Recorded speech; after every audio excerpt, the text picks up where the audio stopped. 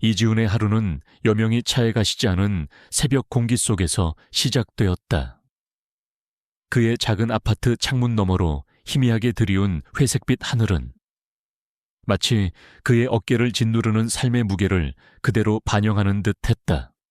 30살의 그는 한때 촉망받는 건축가였지만 현실은 얇아진 지갑과 끝없이 이어지는 야근의 연속이었다. 이따금씩 거실에 놓인 낡은 탁상시계에 째깍거리는 소리가 고요한 아침 공기를 가르고 그의 귀를 때렸다. 그 소리는 마치 그의 시간을 좀먹어 들어가는 무언가처럼 느껴졌다. 그는 식탁에 앉아 식어버린 커피 한 잔을 앞에 두고 무감하게 숟가락으로 휘저었다. 아내는 이른 아침부터 일어나 그를 위해 밥을 차려주었지만 피로에 지친 그는 도통 식욕이 없었다. 간밤에 그는 늦게까지 회사에서 돌아오지 못했다. 설계한 수정은 끝이 없었고 새로운 프로젝트는 가시밭길 같았다. 지우는 천천히 눈을 들어 창밖을 응시했다. 멀리 보이는 아파트 단지들은 빼곡히 들어서 있었고 그 사이로 희미한 불빛들이 하나둘씩 켜지고 있었다. 그 불빛들은 모두 각자의 삶을 지탱하기 위해 고군분투하는 사람들의 존재를 알리는 신호 같았다. 그의 시선은 텅 빈 맞은편 아파트 창문에 멈췄다.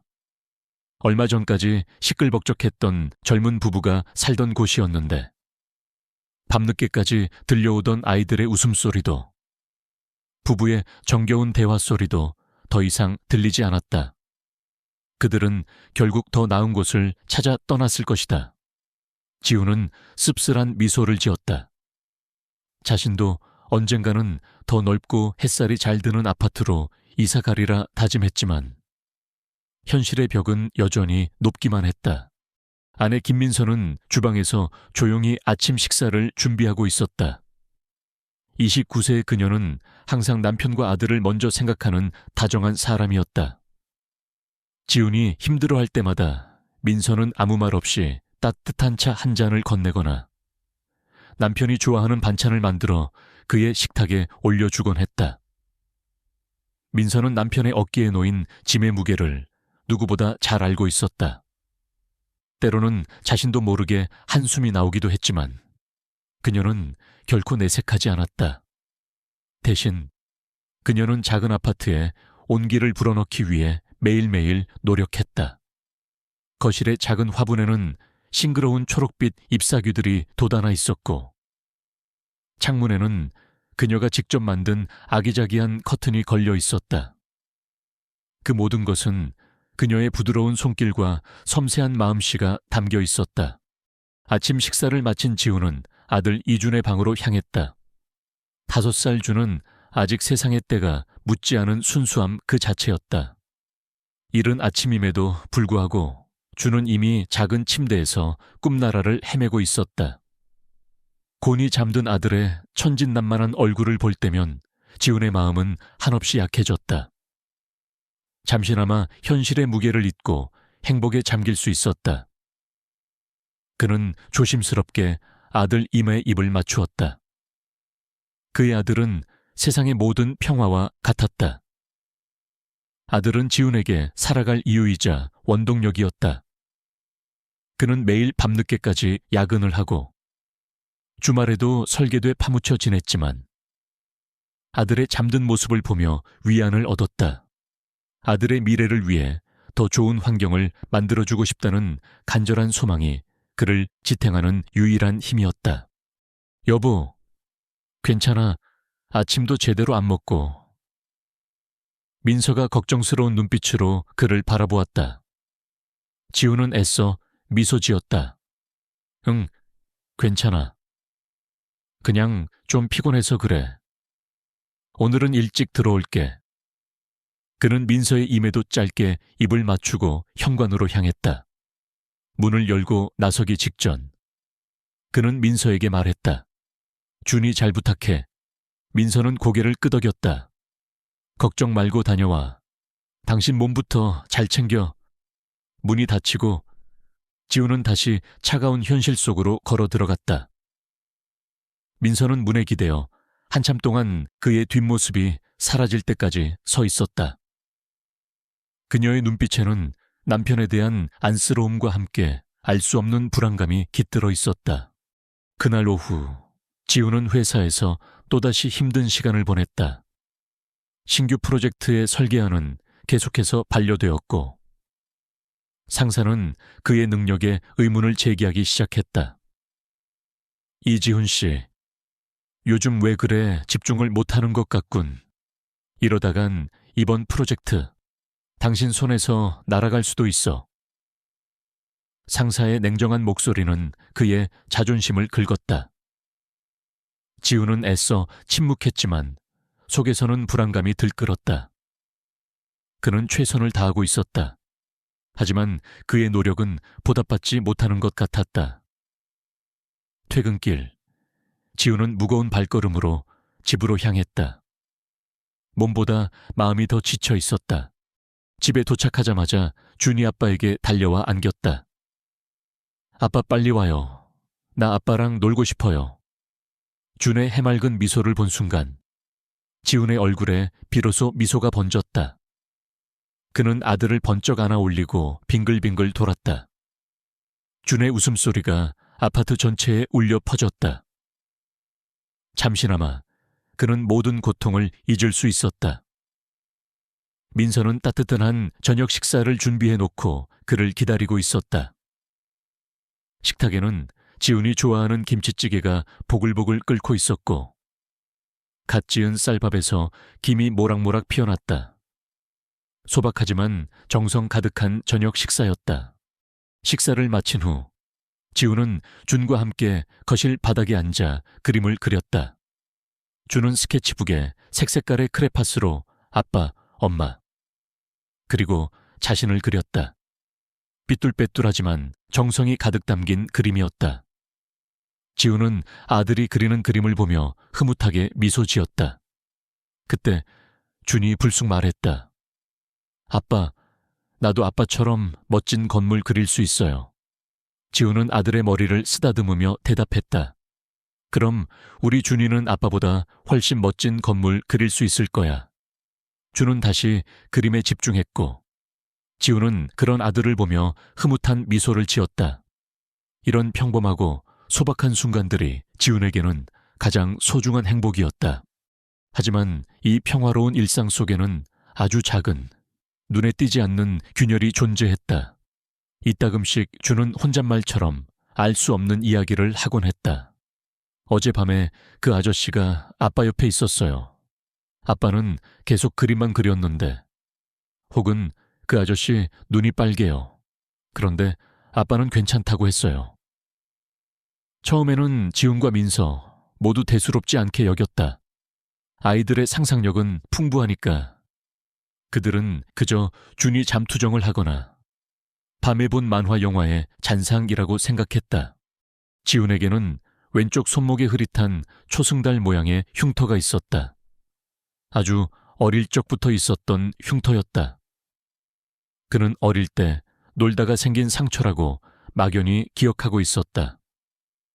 부모님께 여쭤본 적도 있었지만 부모님은 그저 어릴 때 크게 넘어져서 생긴 상처라고만 말씀하셨다. 그래서 그는 더 이상 신경 쓰지 않았다. 하지만 무의식적으로 그는 그 흉터를 만질 때마다 알 수 없는 불쾌감과 함께 잊혀진 무언가에 대한 희미한 그림자를 느끼곤 했다. 그것은 마치 오래된 사진첩 속 빛바랜 사진처럼 분명히 존재하지만 그 내용이 선명하게 떠오르지 않는 그런 감각이었다. 지훈이 잠들어 있는 밤, 민서는 가끔 남편의 손목에 있는 흉터를 조용히 쓰다듬었다. 이 흉터는 지훈의 몸에서 유일하게 그녀에게 익숙하지 않은 부분이었다. 그녀는 한 번도 지훈에게 이 흉터에 대해 깊이 물어본 적이 없었다. 그저 작은 흉터일 뿐이라고 생각했다. 그러나 오늘 밤, 흉터를 어루만지는 그녀의 손끝에는 미묘한 불안감이 스며들었다. 준이 말했던 그 아저씨가 자꾸만 머릿속을 맴돌았다. 단순히 아이의 상상이라고 치부하기에는 어딘가 모르게 찜찜했다. 그녀는 자리에서 일어나 거실로 향했다. 불을 켜지 않은 채 어둠 속에 앉아 생각에 잠겼다. 그녀의 머릿속은 복잡했다. 남편의 피곤한 얼굴, 준의 알 수 없는 이야기, 그리고 이제는 그녀의 시선에 계속해서 맴도는 지훈의 손목 흉터까지. 이 모든 것들이 마치 거대한 직소 퍼즐의 조각들처럼 흩어져 있었다. 그녀는 그 조각들을 하나씩 맞춰보려고 애썼지만 그림은 완성되지 않았다. 오히려 퍼즐 조각들이 그녀를 응시하는 듯한 섬뜩한 기분이 들었다. 며칠 후, 평소처럼 지훈은 밤늦게까지 야근을 하고 있었다. 민서는 잠든 준의 옆에서 조용히 책을 읽었다. 밖에는 빗방울이 후드득 창문을 때리는 소리가 들렸다. 민서는 잠시 책을 덮고 아들의 얼굴을 바라보았다. 천사처럼 고요하게 잠든 아들의 얼굴을 보며 그녀는 잠시나마 마음의 평화를 찾았다. 그때 그녀의 시선이 준의 침대 아래에 놓인 스케치북에 멈췄다. 준이 낮에 가지고 놀다 깜빡하고 치우지 않은 모양이었다. 민서는 스케치북을 집어들었다. 평소 준이 그린 그림들은 모두 아기자기하고 귀여운 그림들이었다. 가족들의 모습, 강아지, 고양이, 그리고 알록달록한 무지개 같은 것들이 대부분이었다. 그녀는 미소 지으며 스케치북을 넘기기 시작했다. 첫 장은 가족사진 같았고 다음 장은 유치원에서 있었던 소풍 풍경이었다. 모든 그림에서 준의 순수하고 행복한 마음이 느껴졌다. 그러다 민서의 손이 멈췄다. 스케치북의 중간쯤 갑자기 분위기가 달라졌다. 평소 준이 즐겨 사용하던 밝은 색깔의 크레파스 대신 짙은 검은색과 붉은색이 뒤섞여 있었다. 그림은 묘하게 왜곡되어 있었다. 지훈의 모습이 그려져 있었지만 그의 얼굴은 어딘가 모르게 창백하고 눈은 흐릿했다. 그리고 지훈의 옆에는 한 명의 남자가 서 있었다. 그림 속 남자는 키가 컸고 검은색 정장을 입고 있었다. 얼굴은 음산한 미소를 띠고 있었으며 특히 그의 눈은 섬뜩할 정도로 붉은색이었다. 가장 충격적인 것은 그 남자 역시 지훈의 손목에 있는 것과 똑같은 초승달 모양의 흉터를 가지고 있었다는 점이었다. 하지만 그 남자의 흉터는 지훈의 것보다 훨씬 더 선명하고 크게 그려져 있었다. 마치 흉터가 살아 숨쉬는 듯한 기괴한 느낌마저 들었다. 민서의 심장이 쿵 하고 떨어졌다. 그녀의 손에서 스케치북이 미끄러져 떨어질 뻔했다. 그녀는 겨우 스케치북을 붙잡고 그림을 다시 한번 자세히 들여다보았다. 아무리 봐도 그 흉터는 우연의 일치라고 하기에는 너무나도 똑같았다. 게다가 그 남자의 음산한 미소와 붉은 눈은 마치 그녀의 심장을 꿰뚫어 보는 듯한 착각을 불러일으켰다. 준아, 준아. 민서는 잠든 아들을 흔들어 깨웠다. 준은 비몽사몽 한 채로 눈을 비볐다. 응, 엄마. 민서는 스케치북을 아들에게 내밀었다. 그녀의 목소리는 미세하게 떨리고 있었다. 준아, 이 그림 누가 그린 거야? 준은 잠이 덜 깬 눈으로 그림을 보더니 고개를 갸웃거렸다. 응, 내가 그린 건데. 아니, 이 아저씨는 누구야? 아빠 옆에 있는 이 아저씨 말이야. 민서는 떨리는 손가락으로 그림 속 남자를 가리켰다. 그녀의 심장은 광란하듯 뛰고 있었다. 온몸의 피가 차갑게 식는 듯 했다. 준은 그림 속 남자를 가리키며 천진난만한 목소리로 대답했다. 아, 이 아저씨는 상철 아저씨요. 상철 아저씨는 매일 밤 아빠 옆에서 아빠가 그림 그리는 거 봐줘요. 아빠는 안 보인다고 했는데 준이 눈에는 보여요. 민서의 머릿속이 하얗게 변했다. 상철, 그 이름은 그녀의 머릿속에서 거대한 파도를 일으켰다. 이지훈의 가장 친한 친구였던 김상철. 10년 전 갑자기 사라져버린 채 시신조차 찾지 못했던 바로 그 남자였다. 준은 상철을 한 번도 만난 적이 없었다. 지훈도 준에게 상철에 대해 이야기한 적이 없었다. 그런데 어떻게 준이 상철의 이름을 알 수 있었을까? 게다가 준이 그린 그림 속 남자의 모습은 마치 10년 전의 상철과 흡사했다. 그 음산한 미소, 기묘한 눈빛, 그리고 무엇보다 초승달 모양의 흉터. 엄마, 왜 그래요? 엄마 얼굴이 하얘졌어요. 준의 목소리가 들렸지만 민서의 귀에는 아무것도 들리지 않았다. 그녀의 눈은 그림 속 상철의 붉은 눈과 마주쳤고 마치 그 눈빛이 그녀의 영혼을 빨아들이는 듯했다. 그녀의 심장은 밖으로 튀어나올 듯 쿵쾅거렸고 손발에는 힘이 풀렸다. 그녀의 입술 사이에서 거의 본능적으로 한 단어가 터져 나왔다. 비명. 그것은 단순한 비명이 아니었다. 그것은 절규였고 공포와 충격이 뒤섞인 영혼의 울부짖음이었다. 아들의 순진한 그림 속에서 드러난 섬뜩한 진실은 민서의 세상을 산산조각 내버렸다. 그녀의 눈앞에서 익숙했던 모든 것들이 무너져 내리는 듯했다. 평화롭던 가정은 한순간에 알 수 없는 존재의 그림자 속에 갇히게 되었다. 그녀는 온몸이 얼어붙은 채 준의 그림과 자신의 눈앞에 펼쳐진 현실 사이에서 공포에 떨었다. 아들의 대답이 그녀에게 던진 것은 단순한 이름이 아니었다. 그것은 그녀의 평범한 일상을 송두리째 뒤흔들 치명적인 경고였다. 그녀는 이제 이 섬뜩한 그림이 단순한 아이의 장난이 아니라는 것을 직감했다. 민서의 비명은 새벽의 정적을 갈랐고 그 날카로운 울림은 아파트의 벽을 타고 메아리 쳤다. 지훈의 몸에서 흘러나온 상철의 목소리는 그녀의 심장을 얼어붙게 했다. 준이 잠든 방에서 뒤척이는 소리가 들려왔을 때 민서는 본능적으로 아이를 보호해야 한다는 생각에 휩싸였다. 그녀는 두려움에 떨면서도 지훈에게 다가갔다. 그의 눈은 여전히 공포와 혼란으로 가득 차 있었고 그의 얼굴은 땀으로 축축했다. 지훈 씨, 제발 정신 차려요. 민서는 그의 어깨를 잡고 흔들었다. 지훈의 눈동자가 흔들리더니 이내 초점을 되찾는 듯했다. 그는 민서를 알아보는 듯했지만 그의 얼굴에는 여전히 알 수 없는 공포가 드리워져 있었다. 민서, 무슨 일이야? 지훈의 목소리는 갈라져 있었다. 그는 방금 일어난 일을 전혀 기억하지 못하는 듯했다.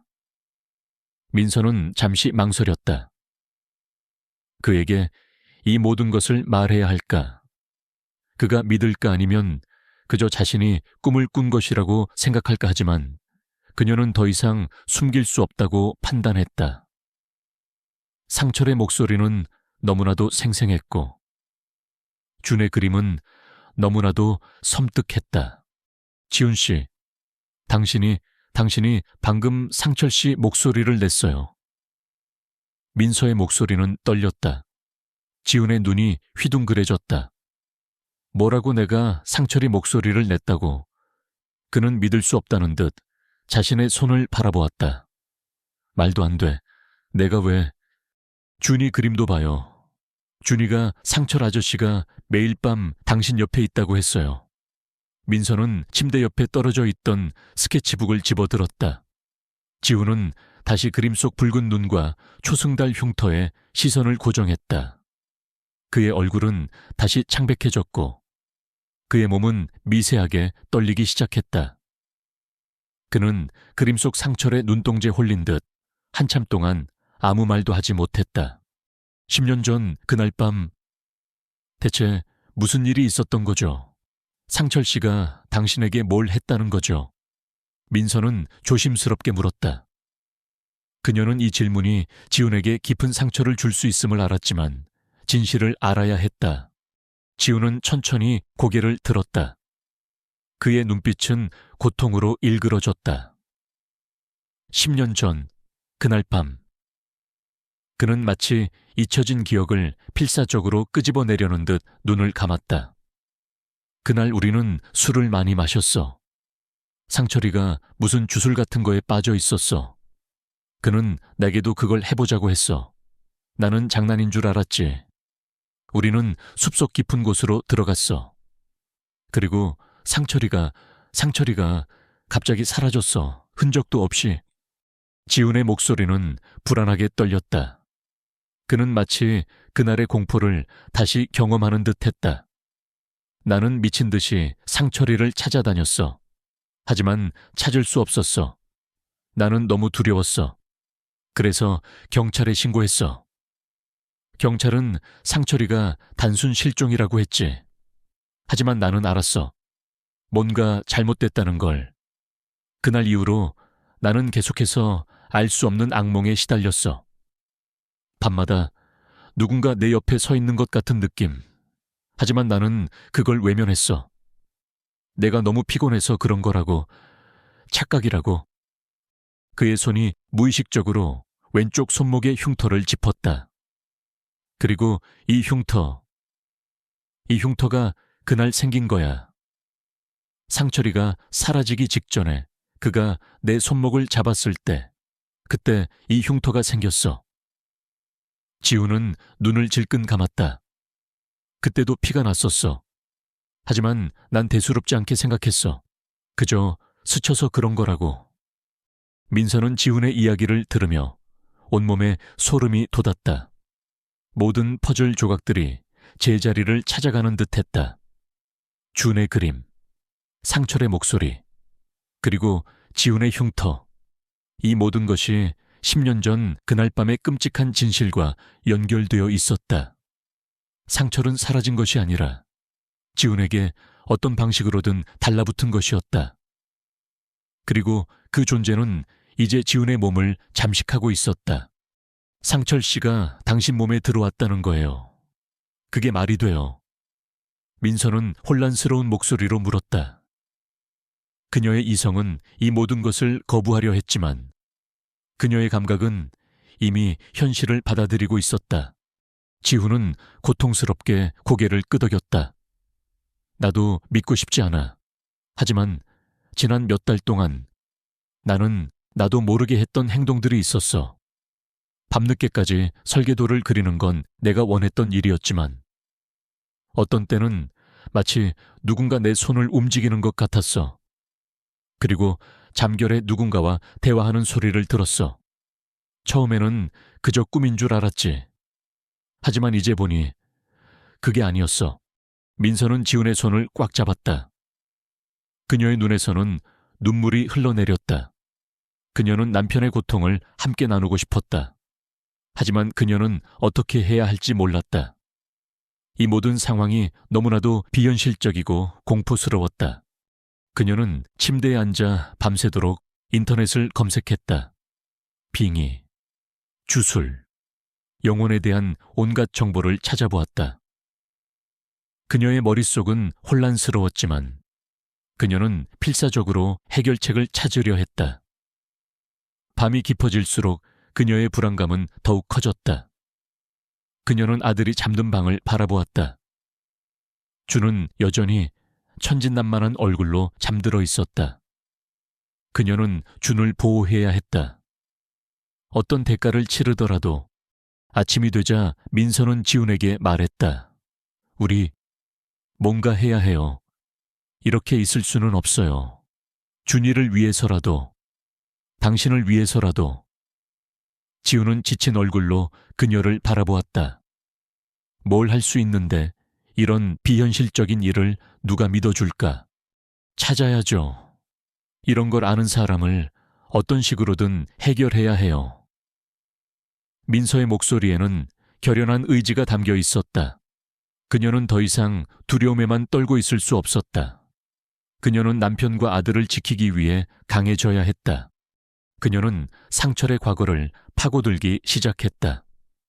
상철은 지훈의 대학교 동창이자 절친한 친구였다. 그는 늘 독특하고 신비로운 것에 관심이 많았다고 지훈은 말했다. 민서는 상철의 SNS 계정을 찾아보았다.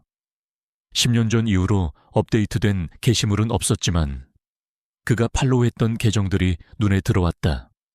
대부분은 심령술, 오컬트, 고대 주술에 대한 내용이었다. 그녀는 그중 몇몇 계정을 추려내고 그들이 공유했던 글들을 하나씩 읽어 내려갔다. 며칠 동안 민서는 잠도 제대로 자지 못하고 상철의 흔적을 쫓았다. 그녀는 밤낮으로 인터넷을 뒤지고 관련 서적을 찾아보았다. 그녀의 눈은 충혈되었고 얼굴은 초췌해졌지만 그녀는 포기할 수 없었다. 그녀는 상철이 남긴 흔적들 속에서 어떤 단서를 찾으려 했다. 그러던 중 그녀는 한 블로그에서 기묘한 게시물을 발견했다.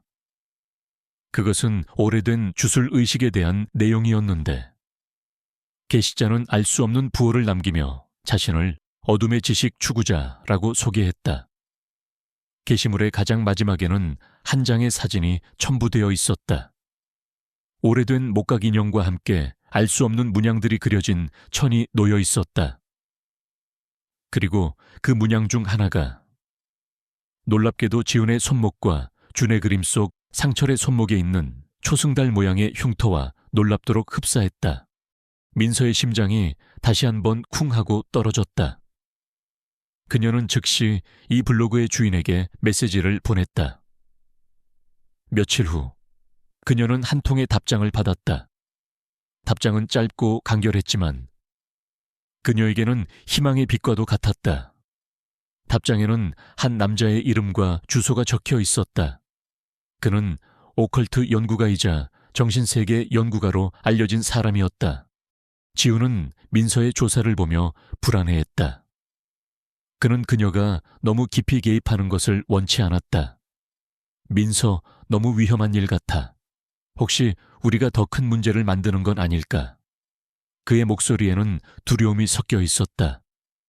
하지만 민서는 단호했다. 아니요, 우리가 피한다고 해결될 문제가 아니에요. 이미 당신 몸에 들어와 있잖아요. 준이 눈에는 보인다고 하잖아요. 이걸 모른 척할 순 없어요. 결국 지훈은 민서의 뜻을 따르기로 했다. 그는 아내의 끈질긴 의지와 용기 앞에서 자신의 두려움을 내려놓았다. 그는 민서의 손을 잡았다. 알았어, 같이 가자. 내가 옆에 있을게. 두 사람은 주소를 찾아 교외의 한적한 주택가로 향했다. 그곳에는 오래된 한옥이 있었다. 마당에는 잡초가 무성했고 대문은 낡고 녹슬어 있었다. 마치 시간이 멈춘 듯한 곳이었다. 민서는 초인종을 눌렀다. 잠시 후 삐걱거리는 소리와 함께 대문이 열리고 한 남자가 모습을 드러냈다. 그는 덥수룩한 수염에 백발이 성성한 노인이었다. 그의 눈빛은 깊고 날카로웠지만 동시에 어떤 연륜과 지혜가 느껴졌다. 그는 다름 아닌 인터넷 블로그에서 민서에게 주소를 알려준 그 정신세계 연구가 박도현이었다. 박도현은 민서와 지훈을 마루로 안내했다. 마루에는 온갖 종류의 책들과 알 수 없는 주술 도구들이 어지럽게 놓여 있었다. 방 안 가득 향 냄새가 희미하게 풍겨왔다. 민서는 그에게 준의 그림을 보여주었다. 그리고 지훈의 손목에 있는 흉터를 보여주었다. 그녀는 상철에 대한 이야기, 준이 상철의 이름을 불렀던 일, 그리고 지훈의 몸에서 상철의 목소리가 나왔던 일들을 자세히 설명했다.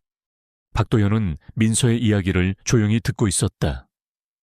그의 얼굴에는 어떤 감정의 변화도 없었다.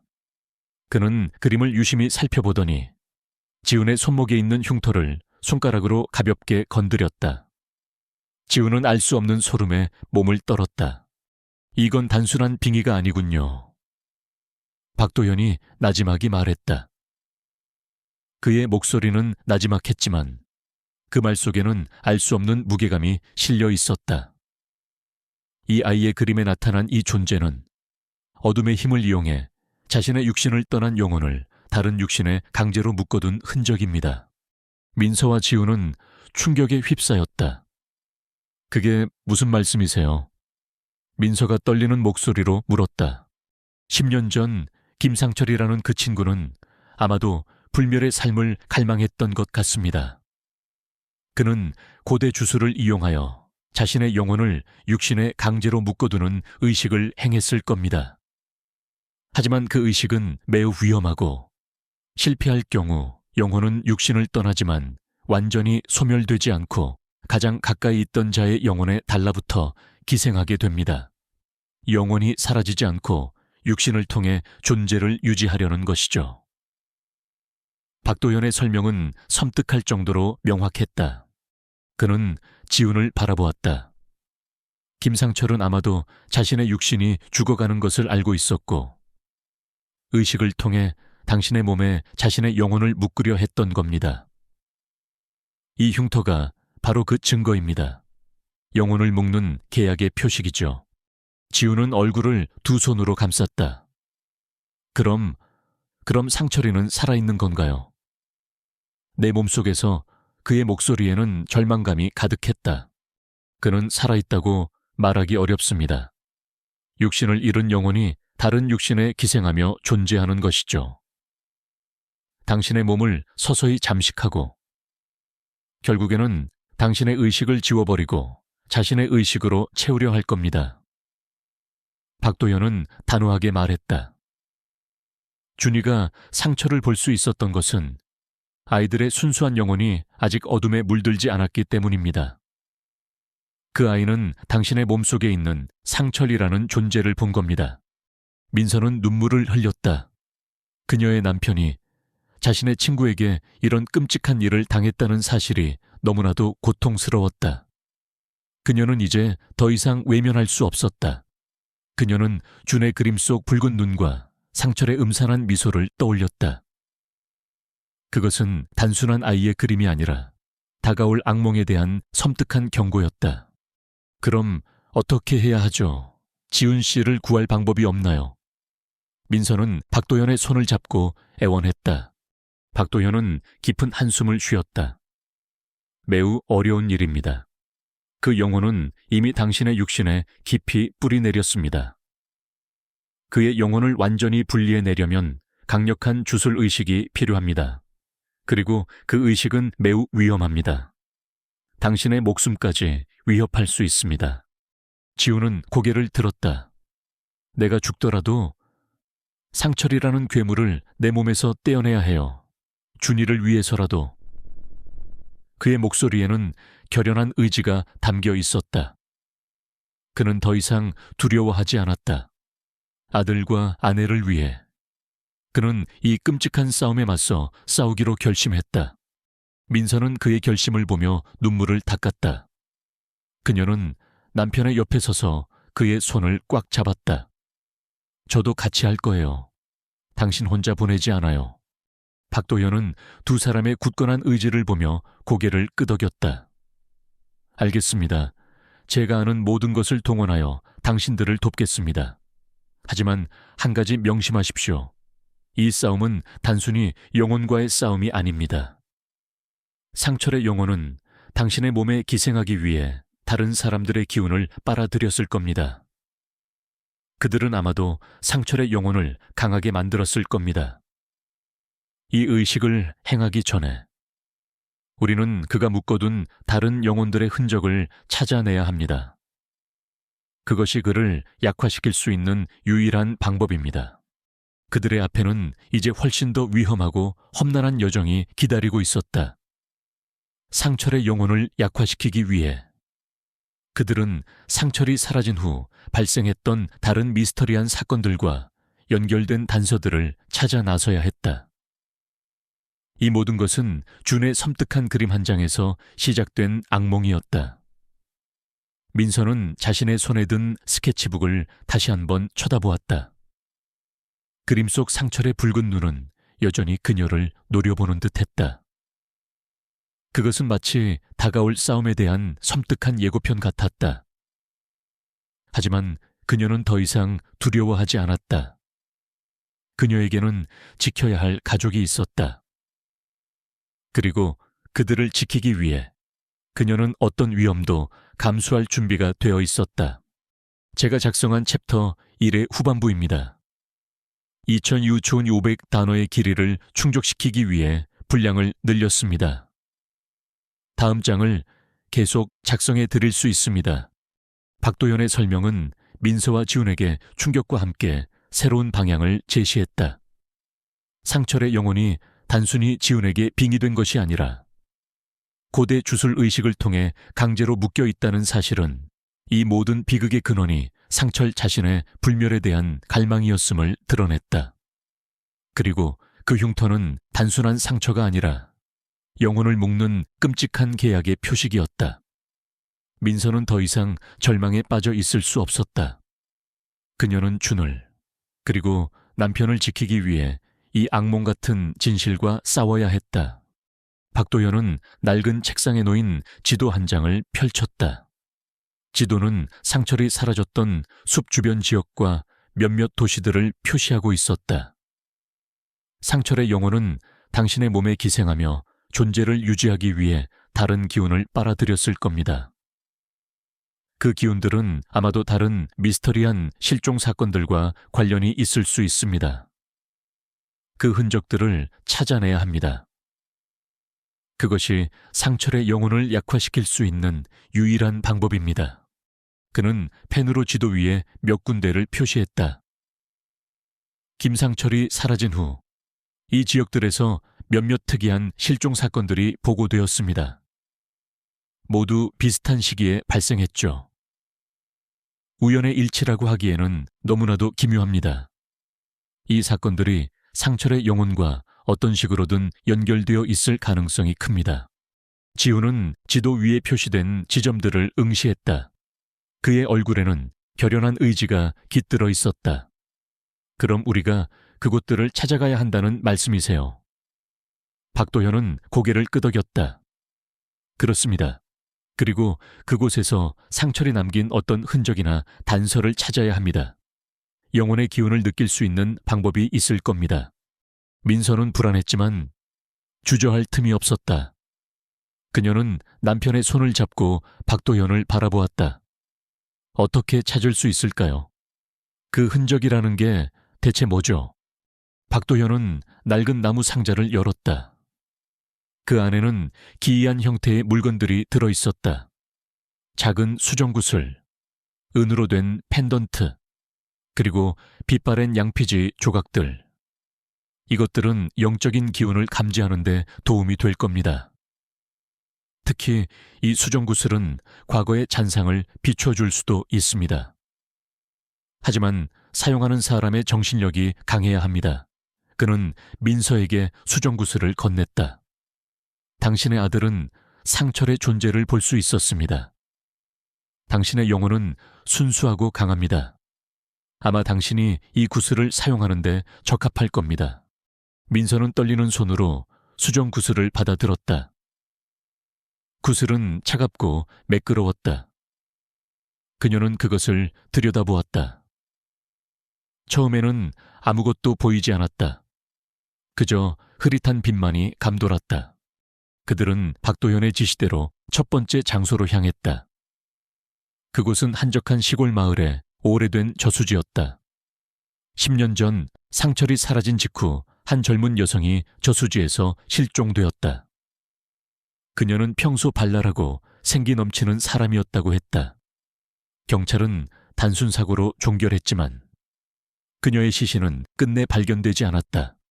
저수지 주변은 습하고 음산한 기운이 감돌았다. 짙은 안개가 자욱하게 깔려 있어 시야를 가렸다. 나무들은 앙상한 가지만을 드러낸 채 서 있었고 새소리조차 들리지 않았다. 민서는 수정구슬을 들고 천천히 걸었다. 지훈은 그녀의 뒤를 그림자처럼 따랐다. 박도현은 멀리서 그들을 지켜보고 있었다. 민서는 수정구슬을 들여다보며 저수지 가장자리로 다가갔다. 구슬은 여전히 아무것도 비춰주지 않았다. 그녀는 깊이 숨을 들이쉬고 마음을 집중했다. 준의 그림을 떠올리고 상철의 음산한 목소리를 떠올렸다. 그리고 지훈의 고통스러운 얼굴을 떠올렸다. 그때 수정구슬 안에서 희미한 빛이 번쩍였다. 처음에는 전멸하는 빛이었지만 점차 선명해지더니 흐릿한 형상이 나타났다. 그것은 한 여인의 모습이었다. 젊고 아름다운 여인. 그녀는 저수지 물가에 서서 누군가를 기다리는 듯했다. 그녀의 얼굴에는 행복한 미소가 피어 있었다. 보여, 뭔가 보여요. 민서가 나지막이 중얼거렸다. 그녀의 손에 든 구슬이 더욱 강하게 빛났다. 그림 속 여인은 누군가를 향해 손을 뻗었다. 그리고 그 순간 여인의 얼굴에 피어있던 미소가 사라졌다. 그녀의 눈은 공포로 가득 찼고 그녀의 입에서는 소리 없는 비명이 터져 나왔다. 검은 그림자가 여인을 덮쳤고 그녀는 물속으로 끌려 들어가는 듯했다. 민서는 수정구슬에서 시선을 떼고 저수지 수면을 응시했다.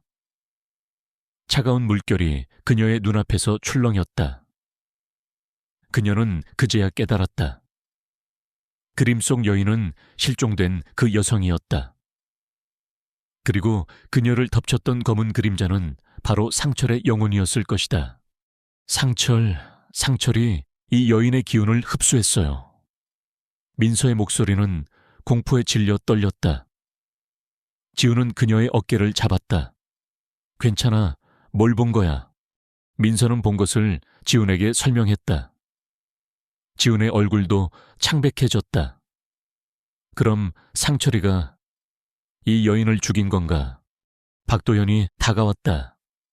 정확히는 죽였다기보다 그녀의 생명 에너지를 흡수하여 자신의 존재를 강화시킨 겁니다. 영혼의 기운을 얻기 위해 타인의 육신을 이용하는 방식이죠. 상철의 영혼은 살아남기 위해 이런 짓을 반복했을 겁니다. 그는 당신의 육신을 완전히 잠식하기 전에 자신의 존재를 강화시키려 했을 겁니다. 민서는 구역질이 올라왔다. 상철의 잔인함에 치가 떨렸다. 그는 단순히 실종된 것이 아니었다. 그는 살아남기 위해 다른 사람들의 삶을 앗아갔던 것이다. 박도현은 민서의 어깨를 토닥였다. 이것이 첫 번째 단서입니다. 이제 우리는 그가 기운을 흡수한 다른 영혼들의 흔적을 찾아야 합니다. 그 영혼들이 더 많아질수록 상철의 힘은 더욱 강해질 겁니다. 하지만 역설적으로 그 영혼들의 고통과 원한이 상철의 영혼을 약화시키는 데 도움이 될 수도 있습니다. 그들은 다음 장소로 이동했다. 그곳은 한적한 시골길 옆에 버려진 폐가였다. 이 폐가에서는 10년 전 노숙자 한 명이 사라졌다. 그 역시 시신은 발견되지 않았다. 폐가는 어둡고 음침했다. 낡은 문은 삐걱거리는 소리를 냈고 창문은 깨져 있었다. 곰팡이 냄새와 함께 썩은 냄새가 코를 찔렀다. 민서는 다시 수정구슬을 들고 폐가 안으로 들어섰다. 지훈은 그녀의 손을 꽉 잡았다. 폐가 안은 더욱 어둡고 공포스러웠다. 민서는 마음을 집중했다. 구슬 안에서 다시 흐릿한 형상이 나타났다. 그것은 넝마 같은 옷을 입은 노인의 모습이었다. 그는 구석에 웅크리고 앉아 있었다. 그의 얼굴은 고통으로 일그러져 있었다. 보여, 또 보여요. 민서의 목소리가 떨렸다. 그림 속 노인은 굶주림과 추위에 떨고 있었다. 그의 눈빛은 희망을 잃은 채 절망으로 가득 차 있었다. 그리고 그 순간 노인의 주변으로 검은 그림자가 드리워졌다. 그림자는 점차 노인의 형체를 뒤덮었고 노인은 소리 없이 사라졌다. 민서는 구슬을 든 채 주저앉았다. 그녀는 다시 한번 상철의 잔혹함에 몸서리쳤다. 그는 약하고 고통받는 영혼들을 먹이로 삼았던 것이다. 노숙자는 누구에게도 관심받지 못하는 존재였고 상철은 그런 그의 기운을 쉽게 흡수했을 것이다. 세 번째 장소는 숲속에 있는 작은 암자입니다. 박도연이 말했다. 그곳에는 10년 전 한 스님이 사라졌습니다. 그는 평소 수행을 게을리하지 않는 사람이었다고 합니다. 암자는 숲속 깊은 곳에 숨어 있었다. 가는 길은 험난했고 나무들은 빽빽하게 우거져 있었다. 암제에 도착했을 때 그곳은 폐허처럼 변해 있었다. 법당은 무너져 있었고 불상에는 거미줄이 쳐져 있었다. 마치 오랫동안 버려진 듯한 느낌이었다. 민서는 수정구슬을 들고 암자의 가장 깊숙한 곳으로 들어갔다. 그곳에는 불상만이 덩그러니 놓여 있었다. 불상의 얼굴은 평화로웠지만 주변에서는 알 수 없는 음산한 기운이 느껴졌다. 민서는 구슬을 들고 불상을 향해 섰다. 그녀는 이번에도 마음을 집중했다. 구슬 안에서 빛이 번쩍이더니 한 스님의 모습이 나타났다. 스님은 불상 앞에서 좌선하고 있었다. 그의 얼굴은 평화로웠고 그의 몸에서는 잔잔한 기운이 뿜어져 나왔다.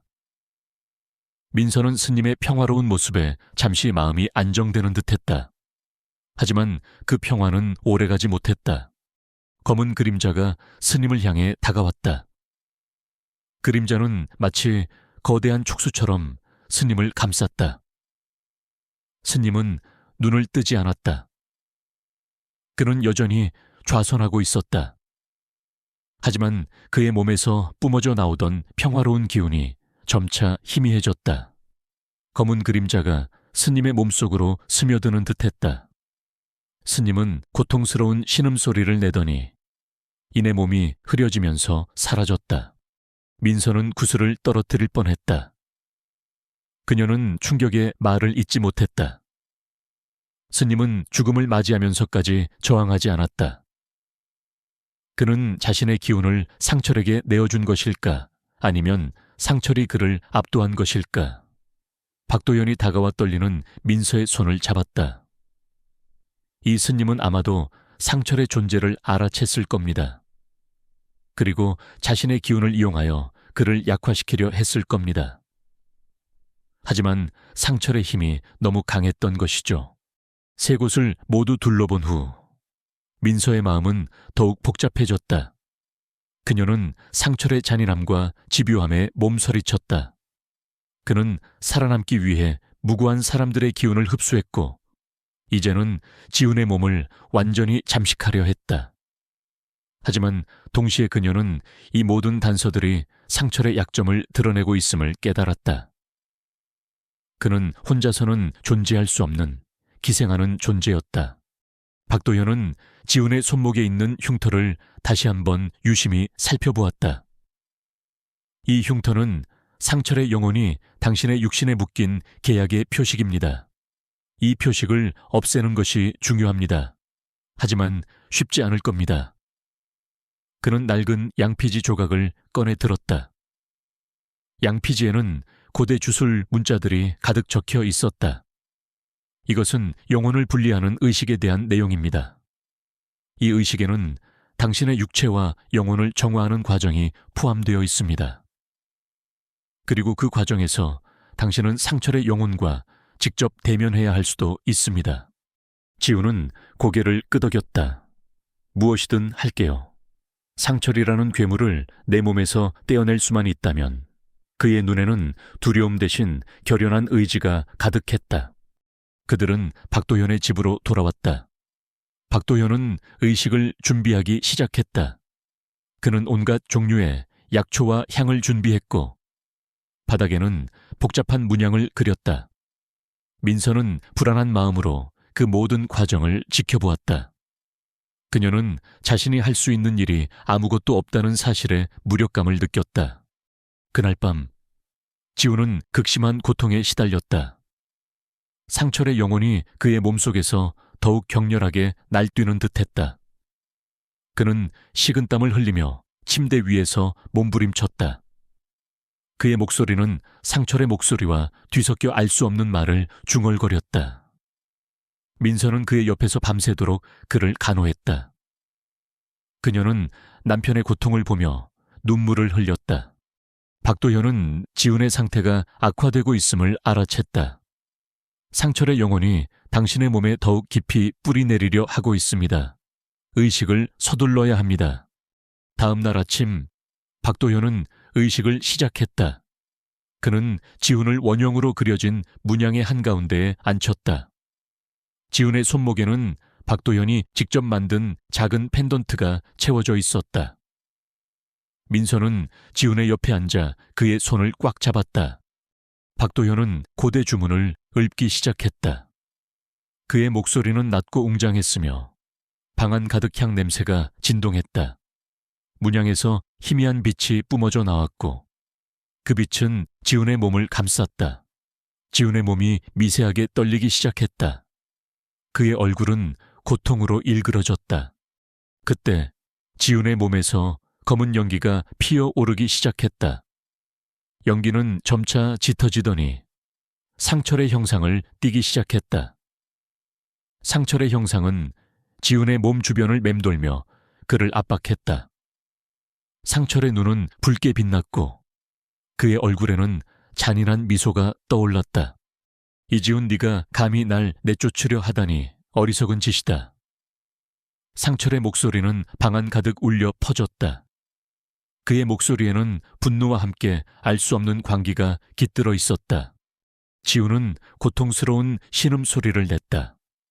그의 몸은 상철의 존재와 격렬하게 싸우는 듯했다. 민서는 두려웠지만 남편의 손을 놓지 않았다. 그녀는 박도현을 바라보았다. 박도현은 눈을 감고 주문을 읊는 데 집중하고 있었다. 그의 얼굴에는 땀방울이 송골송골 맺혀 있었다. 상철의 형상이 지훈의 몸을 더욱 강하게 압박했다. 지훈의 몸에서 피가 흘러나오기 시작했다. 민서는 비명을 지를 뻔했지만 겨우 참았다. 그녀는 남편의 손을 꽉 잡고 그에게 힘을 불어넣으려는 듯 간절히 기도했다. 이지훈, 네가 날 내쫓으려 하면 네 목숨도 장담 못할 것이다. 너와 함께 죽을 수도 있어. 상철의 목소리가 귓가를 맴돌았다. 그것은 단순한 협박이 아니었다.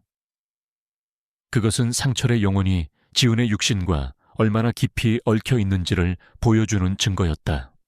박도현은 갑자기 눈을 번쩍 떴다. 그의 눈은 빛나고 있었다. 지훈 씨, 이제 당신의 의지가 중요합니다. 당신의 영혼을 강하게 만들어야 합니다. 상철의 영혼이 당신의 육신에 뿌리내리지 못하게 막아야 합니다. 지훈은 고통 속에서도 필사적으로 정신을 차리려 애썼다. 그의 눈이 민서를 향했다. 민서의 눈에는 눈물이 가득했지만 그녀는 고개를 끄덕이며 그에게 힘을 불어넣었다. 그녀는 준의 천진난만한 얼굴을 떠올렸다. 사랑하는 아들을 위해 지훈은 이 싸움에서 이겨야 했다. 그는 모든 고통을 참고 상철의 영혼을 향해 소리쳤다. 상철, 너는 내 몸에서 나갈 수 없다. 내 가족을 건드리지 마.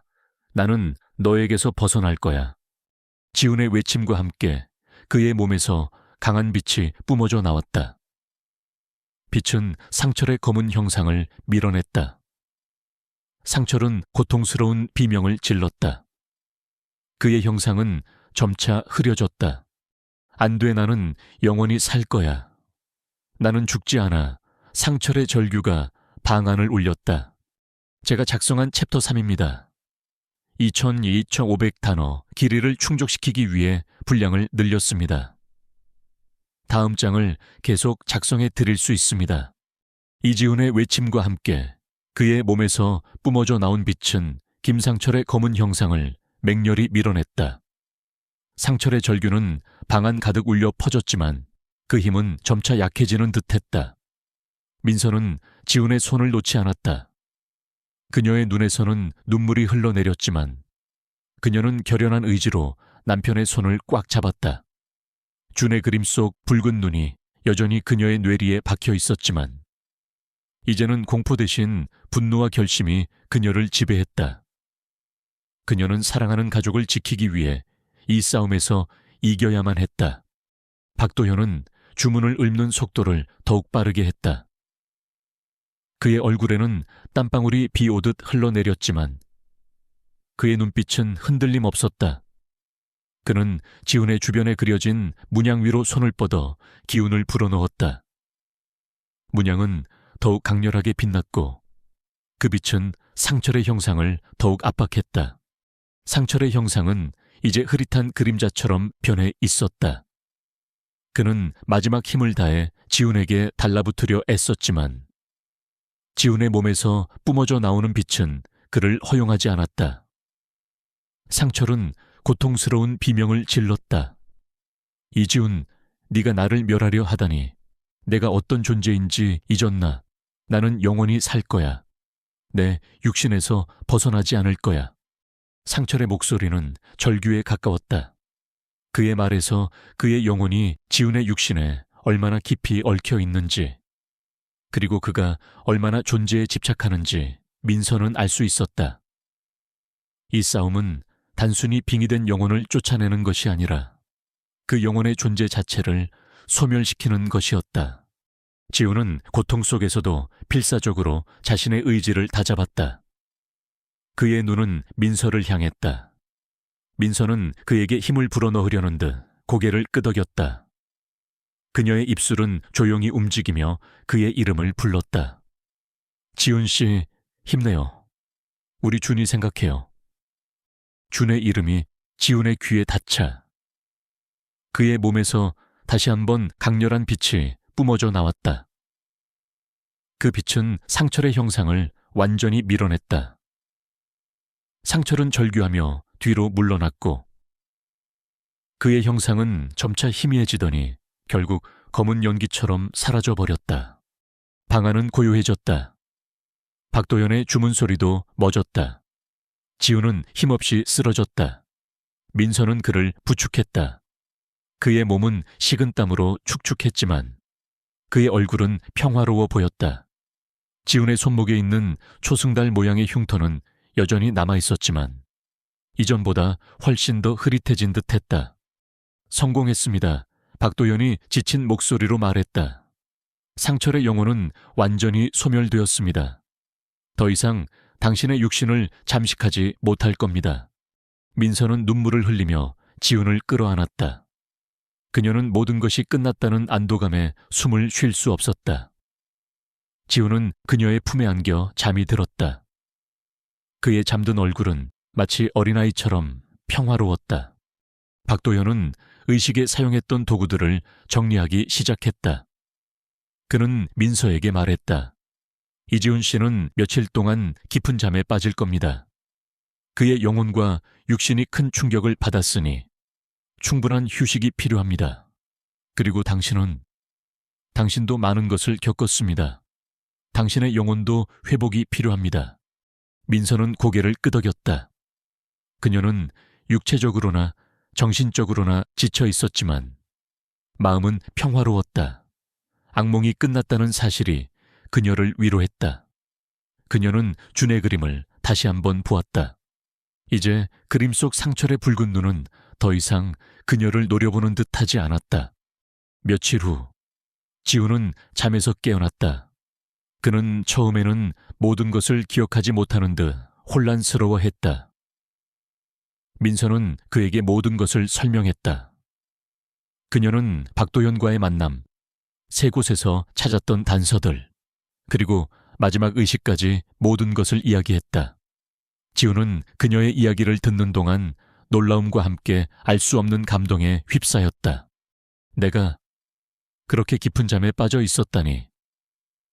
지훈은 자신의 손목에 있는 흐릿한 흉터를 만졌다. 이 모든 것이 꿈 같아. 하지만 몸이 이렇게 가벼울 수가 없어. 마치 억압받던 무언가가 사라진 것 같아. 그는 민서의 손을 잡았다. 민서, 정말 고마워. 네가 아니었다면 나는 아마 상철에게 완전히 잠식당했을 거야. 너는 정말 강했어. 그의 눈에서는 눈물이 흘러내렸다. 그는 아내의 용기와 헌신에 깊이 감동했다. 그들은 박도연에게 찾아가 다시 한번 감사를 전했다. 박도현은 그들에게 미소 지었다. 인간의 의지는 생각보다 강합니다. 특히 사랑하는 사람들을 지키려는 의지는 어떤 어둠도 이겨낼 수 있습니다. 그는 지훈에게 몇 가지 약초를 건넸다. 이것들은 당신의 기력을 회복하는 데 도움이 될 겁니다. 그리고 앞으로는 마음을 굳건히 하고 항상 긍정적인 생각을 하십시오. 부정적인 감정은 언제든 어둠을 불러들일 수 있습니다. 그들은 박도현의 집을 떠났다. 그들의 발걸음은 가벼웠다. 하늘은 맑았고 햇살은 따뜻했다. 모든 것이 새로운 시작을 알리는 듯했다. 지훈은 자신의 삶에서 상철이라는 존재가 완전히 사라졌다는 것을 느낄 수 있었다. 그의 마음은 평화로웠고 그의 몸은 가벼웠다. 집으로 돌아온 지훈은 준의 방으로 향했다. 준은 장난감 자동차를 가지고 놀고 있었다. 지훈은 준을 번쩍 안아 올렸다. 준은 아빠의 품에 안겨 즐겁게 웃었다. 아빠 이제 안 아파요. 지훈은 아들의 머리를 쓰다듬으며 대답했다. 응, 이제 안 아파. 우리 준이 덕분에 아빠가 다 나았어. 준은 아빠의 얼굴을 빤히 바라보았다. 그의 눈빛은 순수하고 맑았다. 그는 더 이상 상철 아저씨에 대해 이야기하지 않았다. 민서는 준의 변화를 보며 안도했다. 아이는 더 이상 악몽 같은 존재를 보지 않는다는 것을 의미했다. 그날 저녁, 세 가족은 함께 저녁 식사를 했다. 지훈은 예전보다 훨씬 더 밝고 활기찬 모습이었다. 그는 준에게 농담을 건네고 민서에게 다정한 눈빛을 보냈다. 식탁에는 행복한 웃음소리가 가득했다. 민서는 남편과 아들의 모습을 보며 눈물을 흘렸다. 그녀는 이 평화로운 순간들이 영원히 지속되기를 간절히 바랐다. 그들의 삶은 이전과 같지 않았다. 지훈은 건축가로서의 삶에 다시 활력을 찾았다. 그의 설계는 더욱 창의적이고 따뜻해졌다. 그는 더 이상 밤늦게까지 야근에 시달리지 않았다. 대신 그는 가족과 함께하는 시간을 소중히 여겼다. 그의 설계안은 이제 단순히 건물을 짓는 것을 넘어 사람들에게 편안함과 안정감을 주는 공간을 만드는 데 중점을 두었다. 그의 디자인은 사람들에게 긍정적인 에너지를 불어넣는다는 평을 받으며 업계에서 그의 명성은 날이 갈수록 높아져 갔다. 그는 유명 건축 잡지에 그의 작업물들이 실리게 되었고 그의 이름은 많은 사람들이 인정하는 브랜드가 되었다. 사람들은 그의 디자인에서 어떤 알 수 없는 영혼을 느낀다고들 했다. 그것은 상철에게서 벗어난 후 얻게 된 새로운 재능이거나 혹은 그에게 억압되어 있던 본연의 재능이 해방된 결과일지도 모른다. 그는 이제 단순히 돈을 벌기 위해 일하는 것이 아니라 자신의 재능을 통해 세상에 긍정적인 영향을 미치고 싶어 했다. 민서 또한 변화했다. 그녀는 더 이상 불안감에 시달리지 않았다.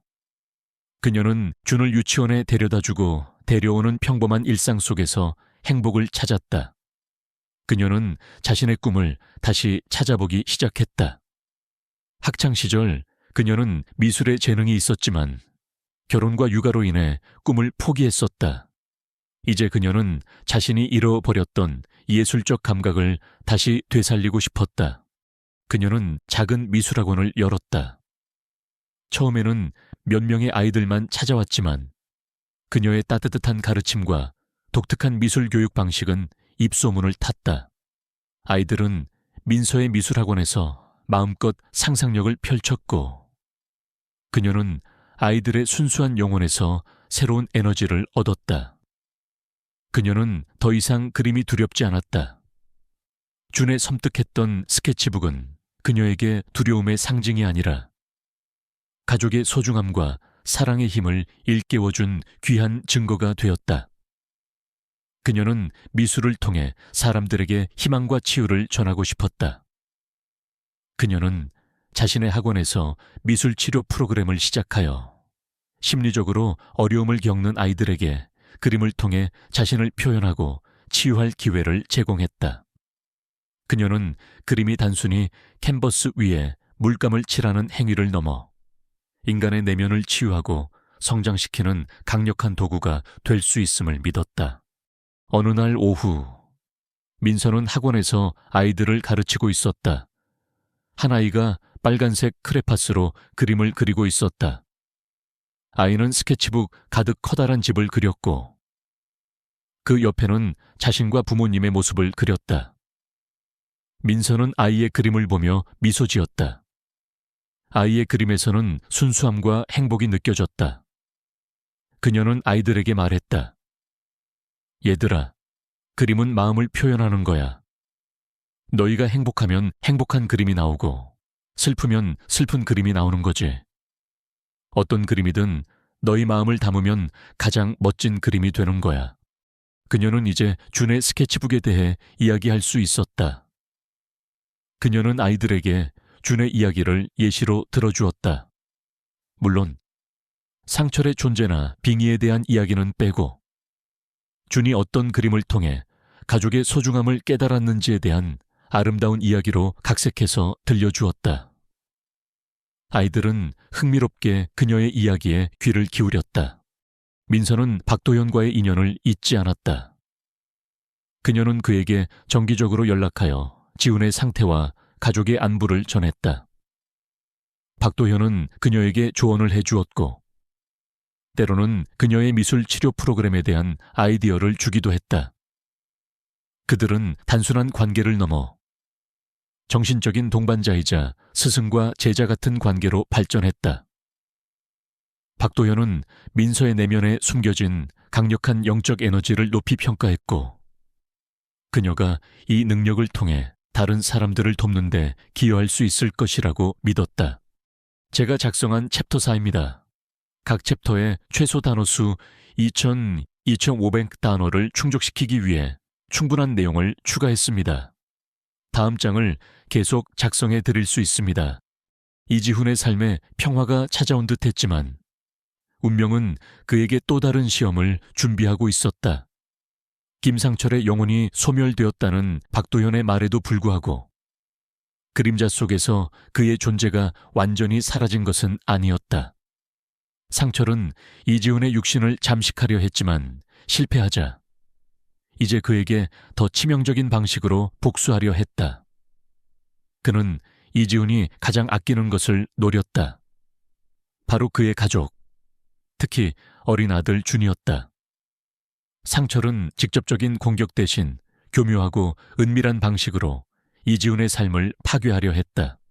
어느 날부터인가 준에게 이상한 일들이 벌어지기 시작했다. 처음에는 사소한 일들이었다. 준이 아끼던 장난감이 감쪽같이 사라지거나 민서가 분명히 치워놓았던 준의 그림책이 제자리에 있지 않거나 하는 일들이었다.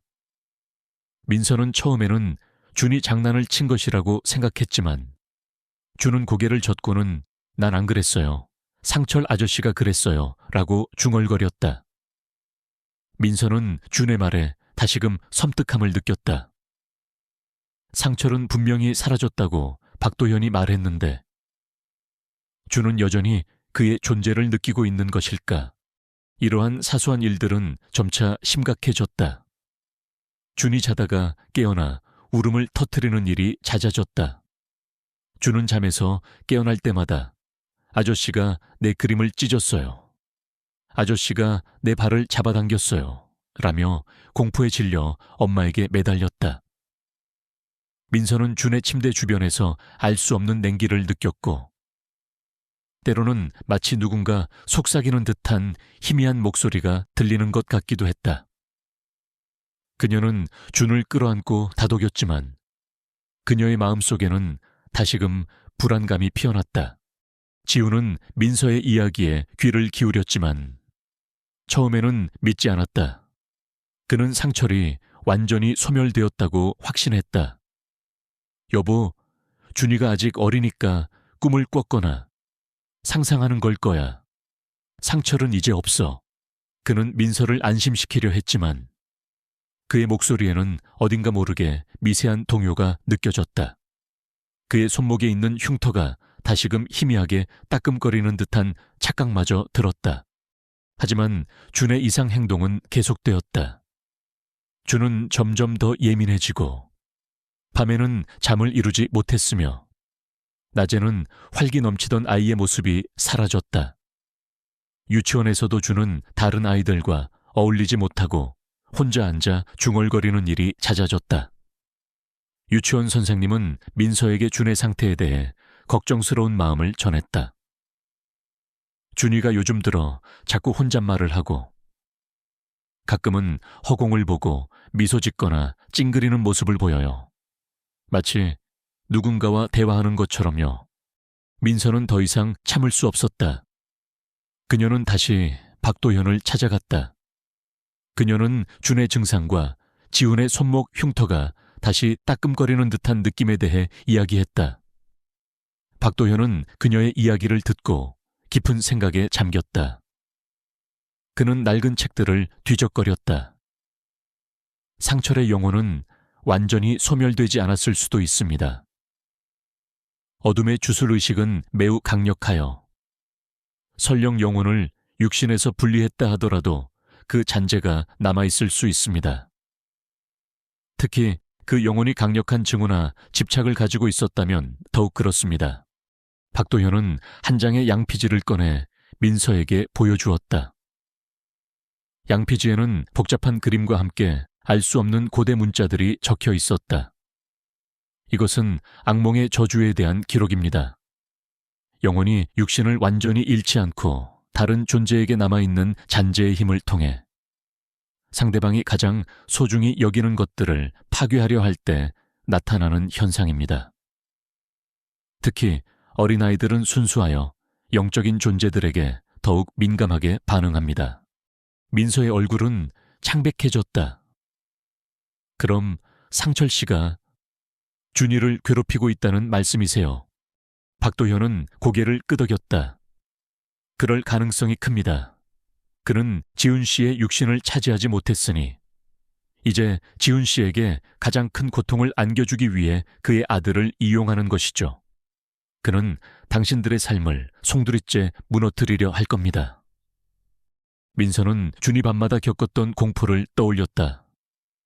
그리고 준이 말했던 상철 아저씨라는 이름. 모든 것이 연결되었다. 상철은 살아있었다. 비록 육신은 없지만 영혼의 잔재가 남아 이지훈의 가족을 괴롭히고 있었다. 어떻게 해야 하죠? 준이를 구할 방법이 없나요? 민서는 절박하게 물었다. 박도현은 한숨을 쉬었다. 이 저주를 풀기 위해서는 상철의 영혼의 잔재를 완전히 소멸시켜야 합니다. 하지만 그 잔재는 매우 미약하지만 동시에 집요합니다. 그는 마치 그림자처럼 당신들 곁을 맴돌며 약점을 노릴 겁니다. 이번에는 단순한 의식으로는 부족할 겁니다. 상철의 영혼이 가장 강하게 집착하는 곳, 즉 그가 사라졌던 그 숲으로 가서 그의 영혼의 잔재를 완전히 소멸시켜야 합니다. 그는 지도 위 한 지점을 가리켰다. 상철이 사라졌던 그 숲, 그리고 그 숲 깊숙한 곳에 있는 오래된 폐허였다. 그곳은 상철의 영혼이 가장 강력한 기운을 발산하는 곳일 겁니다. 그는 그곳에서 불멸의 의식을 행하려 했고 그곳에 그의 영혼의 잔재가 가장 깊이 뿌리내리고 있을 겁니다. 하지만 그 숲은 위험하지 않나요? 지훈의 목소리가 떨렸다. 그는 10년 전 그 숲에서 겪었던 공포를 떠올렸다. 위험합니다. 매우 위험합니다. 하지만 이지훈 씨가 직접 그곳으로 가서 상철의 영혼의 잔재와 마지막 대결을 펼쳐야 합니다. 당신의 육신에 가장 깊이 뿌리내렸던 존재였으므로 당신만이 그를 완전히 소멸시킬 수 있습니다. 그리고 그곳에서 당신의 의지를 다시 한번 증명해야 합니다. 당신의 의지가 강할수록 상철의 잔재는 더욱 약해질 겁니다. 박도현은 단호하게 말했다. 민서는 박도현의 말에 동의했다. 그녀는 준이 더 이상 고통받는 것을 볼 수 없었다. 그녀는 지훈에게 말했다. 지훈 씨, 우리 가야 해요. 준이를 위해서라도 당신과 내가 함께 싸워야 해요. 지훈은 망설였지만 민서의 결연한 눈빛과 아들 준의 고통받는 모습을 떠올리자 더 이상 주저할 수 없었다. 그는 고개를 끄덕였다. 알았어. 가자. 상철이라는 악몽을 완전히 끝내자. 박도현은 그들에게 마지막으로 경고했다. 상철의 영혼의 잔재는 당신들의 약점을 이용하려 할 겁니다. 특히 당신이 가장 소중히 여기는 것, 즉 당신의 아들 준을 미끼로 삼을 수 있습니다. 정신을 단단히 붙잡고 절대 흔들려서는 안 됩니다. 그들은 숲으로 향하기 전 준을 민서의 친정집에 맡겼다. 민서는 준을 끌어안고 속삭였다. 엄마랑 아빠, 잠깐 여행 다녀올게. 우리 준이 할머니랑 잘 지내고 있어. 준은 엄마의 품에 안겨 고개를 끄덕였다. 하지만 그의 눈빛에는 여전히 알 수 없는 슬픔이 드리워져 있었다. 민서는 준의 얼굴에 입을 맞추고 눈물을 삼켰다. 그녀는 이번 여행이 정말로 이 악몽을 끝내는 마지막 싸움이 되기를 간절히 바랐다. 숲으로 가는 길은 멀고 험난했다. 차는 비포장도로를 한참 달린 후에야 멈춰 섰다. 그들은 차에서 내려 숲길을 따라 걸었다. 숲은 10년 전 지훈이 기억하는 것보다 훨씬 더 음산하고 어두웠다. 나무들은 빽빽하게 우거져 있었고 햇빛조차 제대로 들지 않았다.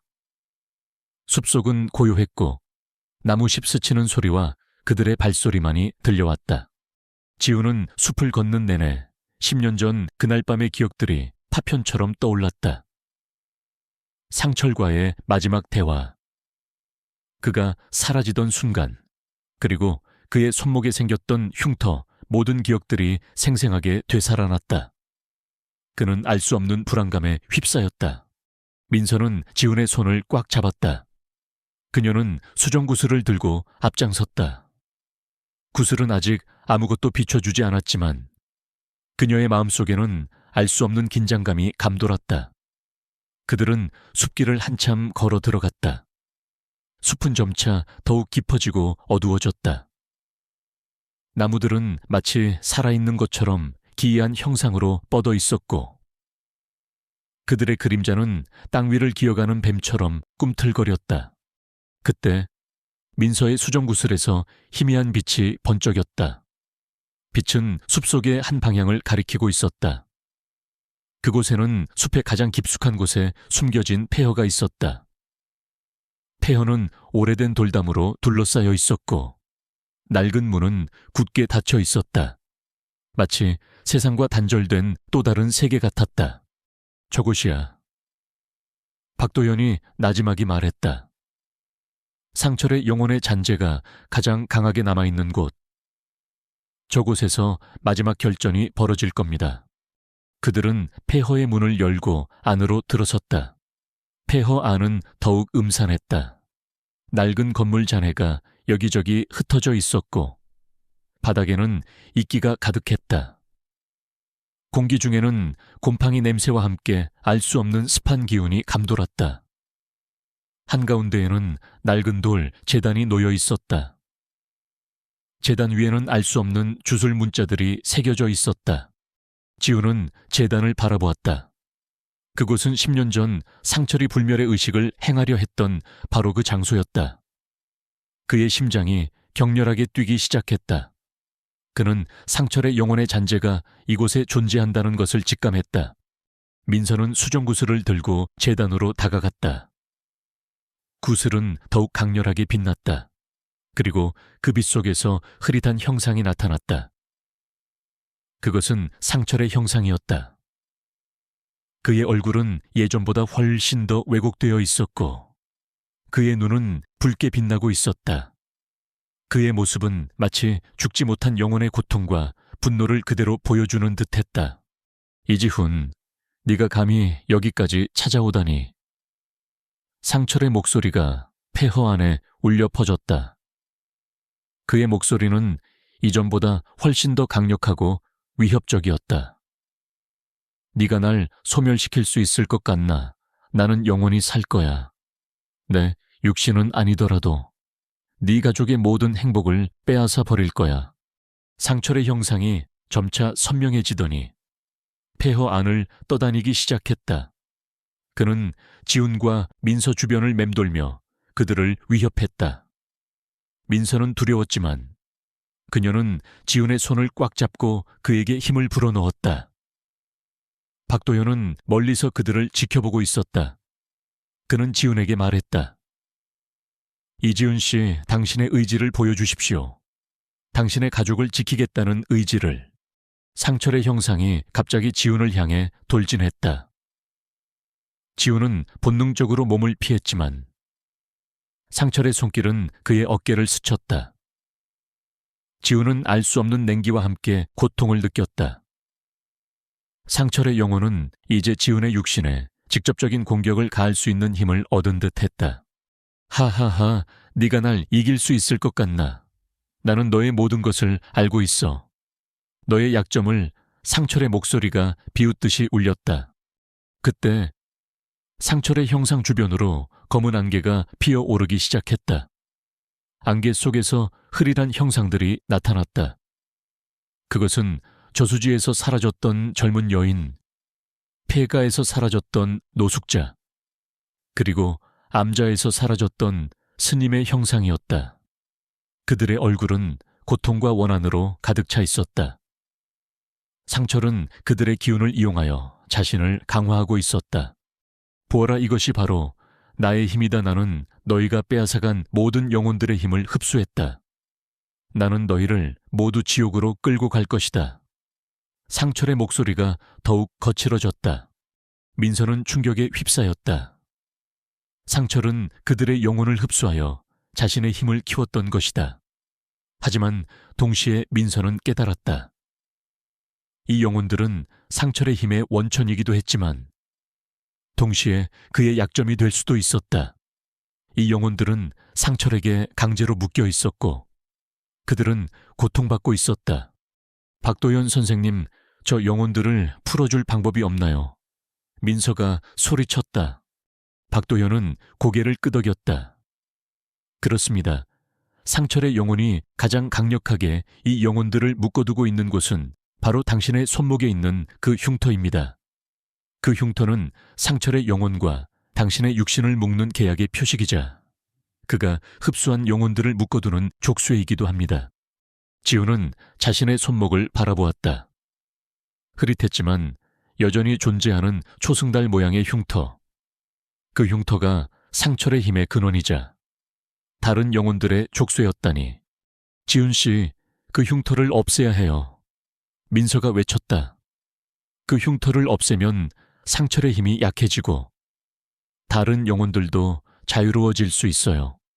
상철은 민서의 말을 듣고 더욱 분노했다. 안 돼. 그 흉터는 나의 생명줄이야. 네가 감히 그걸 건드리려 하다니. 그의 형상은 더욱 격렬하게 날뛰었다.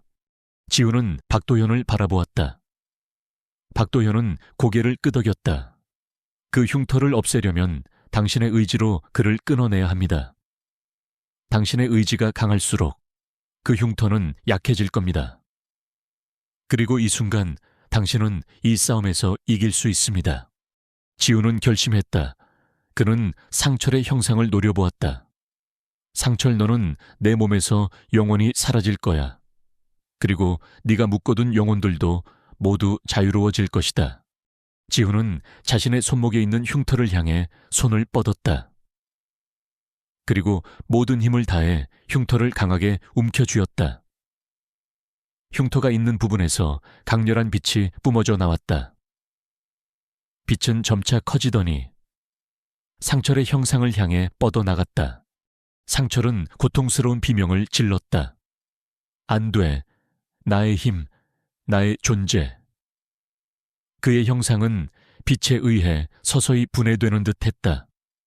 저수지 여인, 노숙자, 그리고 스님의 형상들이 빛 속에서 해방되는 듯한 모습을 보였다. 그들은 사라지기 전 마치 지훈에게 감사하는 듯한 희미한 미소를 지었다. 지훈의 손목에 있는 흉터는 빛 속에서 점차 희미해지더니 마침내 완전히 사라졌다. 흉터가 사라지자 상철의 형상도 완전히 소멸되었다. 폐허 안은 다시 고요해졌다. 검은 기운은 완전히 사라졌고 폐허 안에는 마치 정화된 듯한 맑은 기운이 감돌았다. 지훈은 힘없이 바닥에 쓰러졌다. 민서는 그에게 달려가 그를 끌어안았다. 지훈 씨, 괜찮아요. 지훈은 힘겹게 눈을 떴다. 그의 얼굴은 창백했지만 그의 눈빛은 맑고 평화로웠다. 응, 이제 정말 끝났어. 그는 민서의 품에 안겨 깊은 한숨을 내쉬었다. 그의 몸은 모든 악몽에서 벗어난 듯 홀가분했다. 제가 작성한 챕터 5입니다. 각 챕터의 최소 단어 수 22,500단어를 충족시키기 위해 충분한 내용을 추가했습니다. 다음 장을 계속 작성해 드릴 수 있습니다. 이지훈의 손목에서 초승달 모양의 흉터가 완전히 사라지자 김상철의 영혼은 마침내 소멸되었다. 폐허 안은 더 이상 음산한 기운 대신 맑고 상쾌한 공기로 가득 찼다. 마치 오랜 시간 억눌려 있던 무언가가 해방된 듯한 느낌이었다. 지훈은 민서의 품에 안겨 깊은 잠에 빠져들었다. 그의 얼굴은 평화로웠고 그의 숨소리는 고르게 울렸다. 민서는 남편의 얼굴을 쓰다듬으며 눈물을 흘렸다. 그녀는 모든 악몽이 끝났다는 안도감에 숨을 쉴 수 없었다. 박도현은 지훈의 상태를 확인했다. 이제 괜찮을 겁니다. 그의 영혼과 육신이 큰 충격을 받았으니 충분한 휴식이 필요합니다. 그리고 당신도 지쳤을 겁니다. 모두 힘든 싸움이었습니다. 박도현의 목소리는 따뜻하고 위로가 되었다. 그는 마치 오랜 친구처럼 그들을 지켜보고 있었다. 그들은 박도현의 도움을 받아 지훈을 패어 밖으로 옮겼다. 숲을 걸어 나오는 길은 올 때와는 사뭇 달랐다. 숲은 더 이상 음산하게 느껴지지 않았다. 햇살이 나뭇가지 사이로 비치며 길을 밝혀주었고 새소리가 들려왔다. 마치 숲 자체가 그들의 싸움이 끝났음을 축하하는 듯했다. 박도현의 집으로 돌아온 그들은 며칠 동안 그곳에서 머물며 지훈이 회복하기를 기다렸다. 민서는 밤낮으로 지훈의 곁을 지켰다. 그는 깊은 잠에 빠져 있었지만 더 이상 악몽에 시달리지 않는 듯 평온했다. 그의 얼굴에는 생기가 돌아왔고 그의 손목에 있던 흉터는 흔적조차 찾아볼 수 없었다. 민서는 자신의 손목에도 초승달 모양의 흉터가 없음을 확인하며 안도했다. 그녀는 그 흉터가 단지 지훈과 상처를 묶는 표식일 뿐 아니라 어쩌면 이 모든 악몽의 시작을 알리는 경고였음을 깨달았다. 사흘 후 지훈은 잠에서 깨어났다. 그의 눈은 맑았고 그의 얼굴에는 미소가 번졌다. 민서. 그의 목소리는 여전히 잠겨 있었지만 이전에 고통스러웠던 목소리와는 확연히 달랐다. 민서는 눈물을 흘리며 지훈을 끌어안았다. 지훈 씨, 괜찮아요. 다 나았어요. 지훈은 고개를 끄덕였다. 응, 이제 정말 괜찮아. 몸이 이렇게 가벼울 수가 없어. 마치 억압받던 무언가가 사라진 것 같아. 그는 자신의 손목을 바라보았다. 흉터는 완전히 사라진 상태였다. 그는 감격스러운 표정으로 민서의 손을 잡았다. 정말 고마워, 민서. 네가 아니었다면 나는 아마 상철에게 완전히 잠식당했을 거야. 너는 정말 강했어. 그리고 박도현 선생님도. 박도현은 미소 지었다. 인간의 의지는 생각보다 강합니다. 특히 사랑하는 사람들을 지키려는 의지는 어떤 어둠도 이겨낼 수 있습니다. 당신은 스스로 이 모든 것을 극복했습니다. 그는 지훈에게 몇 가지 약초와 함께 작은 펜던트를 건넸다. 이것들은 당신의 기력을 회복하는 데 도움이 될 겁니다. 그리고 이 펜던트는 당신의 영혼을 보호해 줄 겁니다. 앞으로는 마음을 굳건히 하고 항상 긍정적인 생각을 하십시오. 부정적인 감정은 언제든 어둠을 불러들일 수 있습니다. 지우는 박도현에게 깊이 고개 숙여 감사했다. 그는 박도현이 단순히 주술사가 아니라 고통받는 영혼을 치유하는 진정한 스승임을 깨달았다. 민서도 박도현에게 감사 인사를 전했다. 그녀는 박도현과의 만남이 자신의 삶에 큰 전환점이 되었음을 직감했다. 그들은 준을 데리러 민서의 친정집으로 향했다. 준은 엄마 아빠를 보자마자 달려와 품에 안겼다. 아빠 엄마 보고 싶었어요. 준의 해맑은 미소는 그들의 마음을 따뜻하게 만들었다. 지우는 아들의 머리를 쓰다듬으며 말했다. 응, 아빠도 우리 준이 너무 보고 싶었어. 그는 준의 얼굴을 빤히 바라보았다. 준의 눈빛은 이전보다 훨씬 더 맑고 순수했다. 그는 더 이상 상철 아저씨에 대해 이야기하지 않았다. 민서는 준의 변화를 보며 안도했다. 아이는 더 이상 악몽 같은 존재를 보지 않는다는 것을 의미했다. 집으로 돌아온 세 가족은 행복한 시간을 보냈다. 지우는 준과 함께 공원에 가서 신나게 뛰어놀았고 민서는 그들을 바라보며 미소 지었다. 그들은 다시 평범한 일상으로 돌아온 듯했다. 하지만 그 평범함 속에는 이전보다 훨씬 더 깊은 감사함과 소중함이 담겨 있었다. 그들은 모든 것을 잃을 뻔했던 경험을 통해 가족의 소중함을 다시 한번 깨달았다. 상철의 잔재가 사라진 후 지훈에게는 놀라운 변화가 찾아왔다. 그는 건축가로서의 감각이 이전보다 훨씬 더 예리해지고 풍부해졌음을 느꼈다. 그의 머릿속에서는 새로운 아이디어들이 샘솟았고 그의 설계는 더욱 창의적이고 독창적이게 변했다. 그는 이제 단순히 건물을 짓는 것을 넘어 사람들에게 편안함과 안정감을 주는 공간, 즉 살아있는 건물을 만들고 싶어 했다. 그의 디자인은 사람들에게 긍정적인 에너지를 불어넣는다는 평을 받으며 업계에서 그의 명성은 날이 갈수록 높아져 갔다. 그는 유명 건축 잡지에 그의 작업물들이 실리게 되었고 그의 이름은 많은 사람들이 인정하는 브랜드가 되었다. 사람들은 그의 디자인에서 어떤 알 수 없는 영혼을 느낀다고들 했다.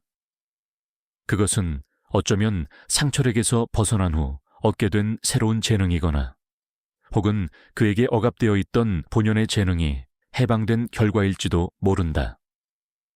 그는 이제 단순히 돈을 벌기 위해 일하는 것이 아니라 자신의 재능을 통해 세상에 긍정적인 영향을 미치고 싶어 했다. 그는 새로운 프로젝트를 시작할 때마다 건물을 사용하는 사람들의 삶에 어떤 영향을 미칠지 깊이 고민했다. 그의 건축물은 단순히 콘크리트와 철근의 집합체가 아니라 사람들의 삶과 꿈을 담는 그릇이 되었다. 한편 민서 또한 자신만의 재능을 발견하고 발전시켜 나갔다.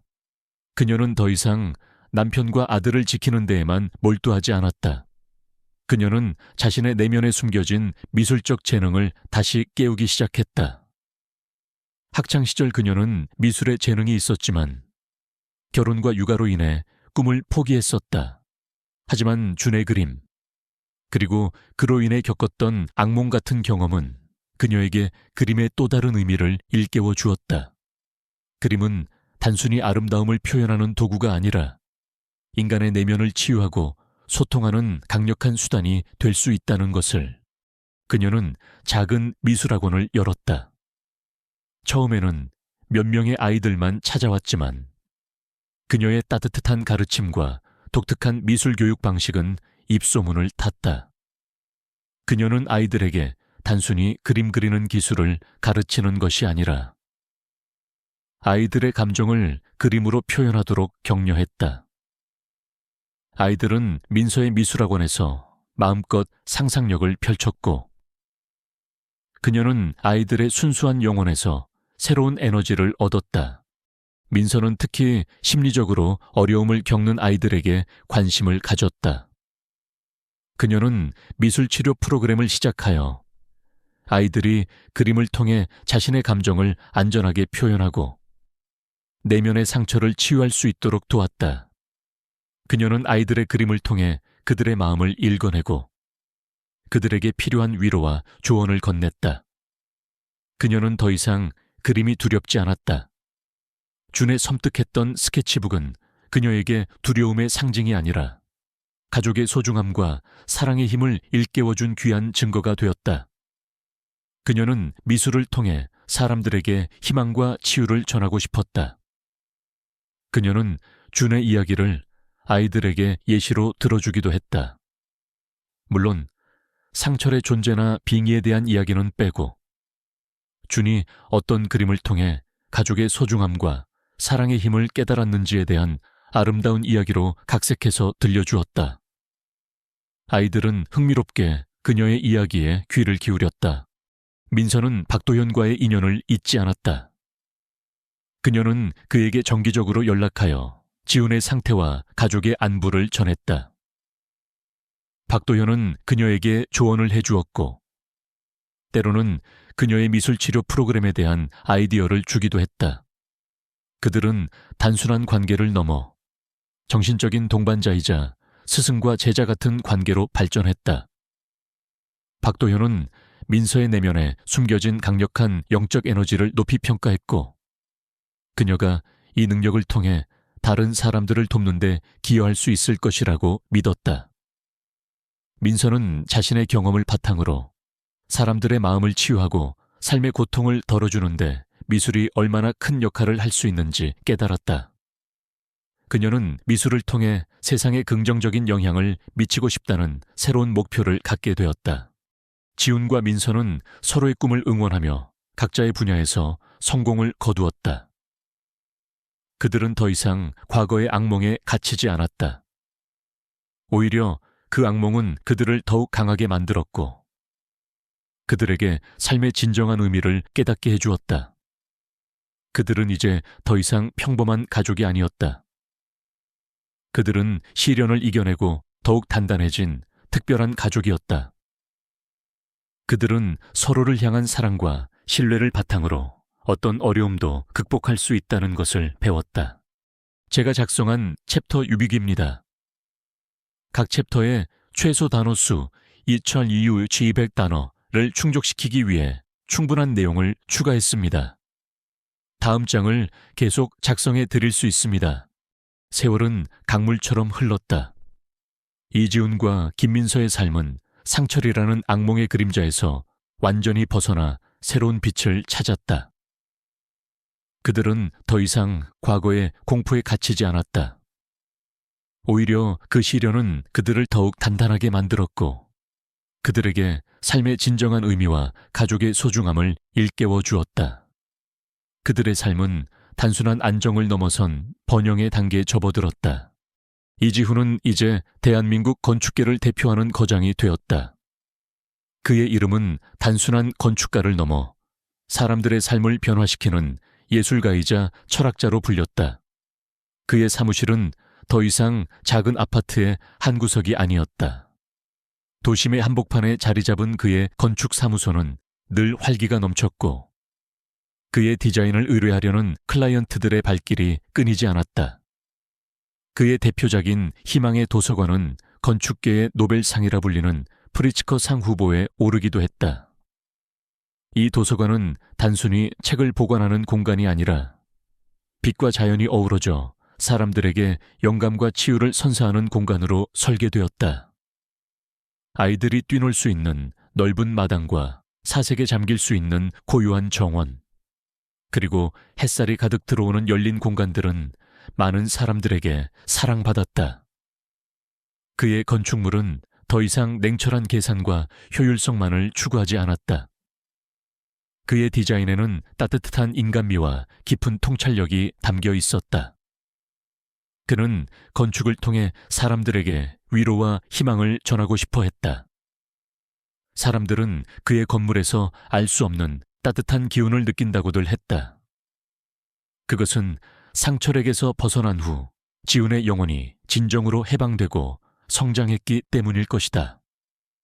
그는 자신의 재능을 이용해 소외된 이웃들을 위한 공공주택 프로젝트에도 참여하여 저렴하면서도 아름답고 쾌적한 주거 환경을 제공하는 데 힘썼다. 그의 건축 철학은 이제 사회적 책임감까지 아우르게 되었다.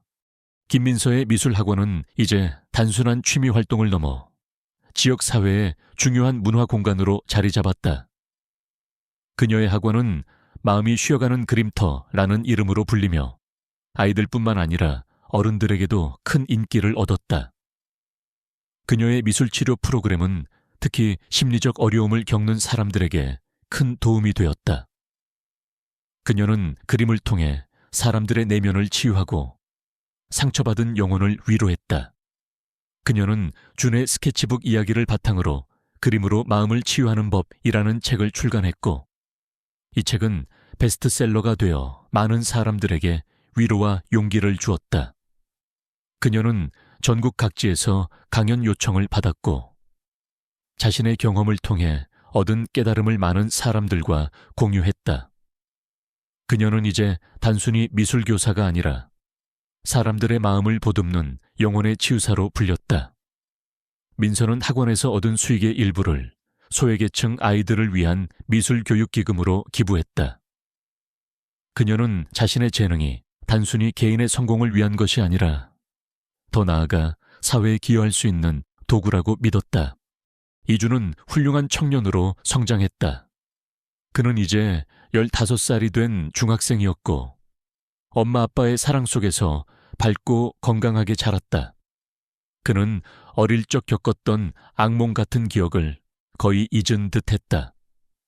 아니, 정확히 말하면 그의 부모님이 그에게 사랑과 안정감을 주어 그 기억이 더 이상 그를 괴롭히지 않도록 도왔다. 주는 예술적인 감각이 뛰어났고 특히 사진 찍는 것을 좋아했다. 그는 자연의 아름다움과 사람들의 일상적인 모습을 카메라에 담는 데 열중했다. 그의 사진은 순수하고 따뜻한 시선으로 세상을 바라보는 그의 마음을 그대로 보여주었다.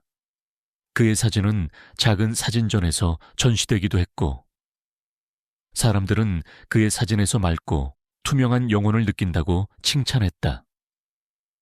주는 미래의 아빠처럼 건축물이 가진 아름다움을 사진으로 담아내는 건축 사진 작가가 되고 싶다는 꿈을 키웠다. 이지훈과 김민서는 시간이 날 때마다 박도현을 찾아갔다. 박도현은 이제 그들에게 단순한 스승이 아니라 정신적인 지주이자 가족 같은 존재가 되었다. 그들은 박도현의 집에서 함께 차를 마시고 삶에 대한 깊은 이야기를 나누었다. 박도현은 그들의 삶이 평화로워진 것을 보며 진심으로 기뻐했다. 그는 그들에게 인간의 의지와 사랑의 힘이 얼마나 위대한지를 보여주었다. 그는 가끔씩 준의 그림을 꺼내보며 미소 지었다. 그 그림은 이제 더 이상 악몽의 상징이 아니라 그들이 함께 극복했던 시련의 증거이자 가족의 소중함을 일깨워주는 소중한 보물이 되었다. 어느 화창한 봄날, 이지훈 가족은 박도현의 집을 찾았다. 그들은 마당의 작은 텃밭에서 함께 채소를 심었다. 주는 흙을 만지며 즐겁게 웃었고, 지훈과 민서는 그런 아들의 모습을 보며 행복한 미소를 지었다. 따뜻한 햇살이 그들의 얼굴을 비췄고, 봄바람이 그들의 머리카락을 스쳤다. 박도현은 지훈에게 말했다. 이지훈 씨, 당신은 이제 진정으로 자유로워졌습니다. 그리고 당신의 가족은 더욱 단단해졌습니다. 이것이 바로 당신들이 이룬 위대한 승리입니다. 지훈은 고개를 끄덕였다. 모두 선생님 덕분입니다. 그리고 민서와 준이 덕분이고요. 이 모든 시련을 통해 저는 삶의 진정한 의미를 깨달았습니다. 민서가 지훈의 손을 잡았다. 우리는 앞으로도 서로를 믿고 사랑하며 살아갈 거예요. 어떤 어려움이 닥쳐도 함께 이겨낼 수 있다는 것을 알게 되었으니까요. 그들은 함께 텃밭에 물을 주었다. 흙에서 피어나는 싱그러운 풀내음이 그들의 코끝을 스쳤다. 그것은 마치 새로운 삶이 시작되는 듯한 희망찬 기운이었다. 그들의 삶은 이제 진정으로 두 번째 봄을 맞이한 것이다. 고난을 이겨내고 얻은 평화는 그 어떤 것보다 소중했다. 그들은 앞으로도 서로를 지지하며 사랑과 희망을 나누는 삶을 살아갈 것이다. 에필로그 끝나지 않는 이야기의 시작. 두 해가 더 흘렀다. 이지훈은 세계적으로 인정받는 건축가로 성장하여 그의 건축 철학을 담은 혁신적인 디자인으로 건축계에 새로운 지평을 열었다. 그의 건축물은 단순한 구조물을 넘어 그 안에 사는 사람들의 삶과 영혼을 품는 살아있는 공간으로 평가받았다. 그는 자신의 가장 큰 프로젝트 중 하나로 지친 영혼들을 위한 치유의 숲 프로젝트를 시작했다. 이 프로젝트는 도시 외곽의 넓은 부지에 자연과 어우러진 명상 공간, 예술 치유센터, 그리고 친환경 주거 단지를 조성하는 것이었다. 그의 디자인은 사람들에게 평화와 회복의 기회를 제공하며 많은 이들에게 깊은 감동을 주었다. 지훈은 더 이상 과거의 악몽에 시달리지 않았다. 오히려 그는 그 경험을 통해 얻은 통찰력으로 사람들의 내면 깊은 곳을 이해하고 그들에게 필요한 공간을 창조하는 데 집중했다. 김민선은 미술 심리 치료 분야의 권위자가 되었다. 그녀의 미술학원은 전국적인 체인망을 갖게 되었고 그녀의 책은 여러 언어로 번역되어 전 세계의 독자들에게 위로와 치유를 선사했다. 그녀는 특히 트라우마를 겪은 아이들을 위한 미술치료 프로그램을 개발하여 많은 아이들이 내면의 상처를 극복하고 밝은 미소를 되찾는 데 기여했다. 그녀는 자신의 경험을 바탕으로 그림이 인간의 마음을 치유하는 가장 강력한 도구 중 하나임을 끊임없이 강조했다. 그녀는 강연과 워크숍을 통해 수많은 사람들에게 영감을 주었고 그들의 삶에 긍정적인 변화를 가져왔다. 민선은 미술을 통해 얻은 수익의 상당 부분을 미술 치료 연구와 소외계층 아이들을 위한 예술교육 지원에 사용했다. 그녀는 자신의 재능과 경험이 세상에 긍정적인 영향을 미치도록 끊임없이 노력했다. 주는 명문예술대학에 입학하여 사진예술을 전공했다. 그의 작품은 아버지의 건축물에 대한 깊은 이해와 어머니의 예술적인 감각을 결합하여 독창적인 세계를 구축했다. 그는 도시에 숨겨진 아름다움과 사람들의 일상 속에서 발견되는 희망을 포착하는 데 탁월한 능력을 보였다. 그의 사진은 국내외 주요 사진전에서 수상하며 젊은 예술가로서 주목받기 시작했다. 주는 특히 아버지의 건축물들이 가진 영혼을 사진으로 표현하는 데 열중했다. 그의 사진은 아버지의 건축물에 새로운 생명을 불어넣는 듯했다. 그는 자신의 작품을 통해 사람들에게 평범한 일상 속에서도 아름다움과 희망을 찾을 수 있다는 메시지를 전달하고 싶었다. 이지훈과 김민선은 행복한 노년을 보내고 있었다. 그들은 여전히 서로를 깊이 사랑했고 그들의 집에는 언제나 웃음소리가 가득했다. 그들은 매년 봄마다 숲속의 폐허를 찾았다. 이제 그곳은 더 이상 악몽의 장소가 아니었다.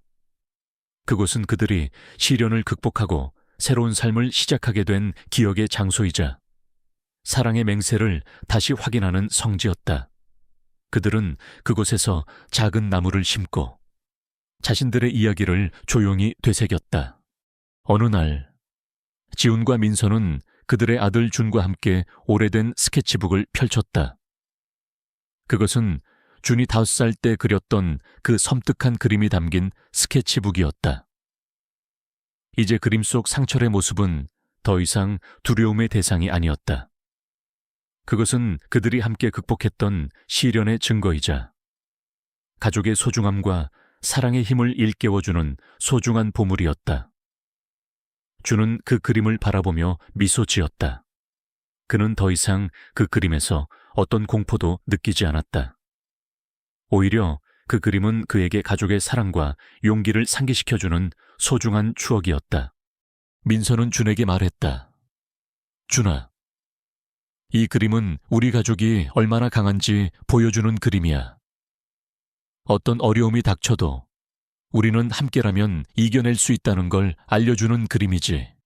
지우는 민서의 손을 잡고 부드럽게 미소 지었다. 그들의 눈빛에는 깊은 사랑과 신뢰, 그리고 지나온 모든 시련을 초월한 평화가 담겨 있었다. 그들은 이제 진정으로 행복했다. 그들의 이야기는 여기서 끝나는 것이 아니었다. 그것은 사랑과 용기, 그리고 희망을 품고 계속해서 펼쳐질 새로운 이야기의 시작이었다. 그들의 이야기에 깊이 감동받으셨나요? 이 이야기가 여러분의 마음속에 작은 희망의 씨앗을 심었기를 바랍니다. 만약 당신의 삶에도 알 수 없는 그림자가 드리워져 있다면 주저하지 말고 손을 내마서 한번 내미세요. 당신은 혼자가 아닙니다. 이 채널은 항상 당신의 이야기를 들어줄 준비가 되어 있습니다. 이 영상이 마음에 드셨다면 좋아요를 눌러주시고 더 많은 이야기가 궁금하시다면 구독과 알림 설정도 잊지 마세요. 여러분의 삶에도 두 번째 봄이 찾아오기를 진심으로 응원합니다.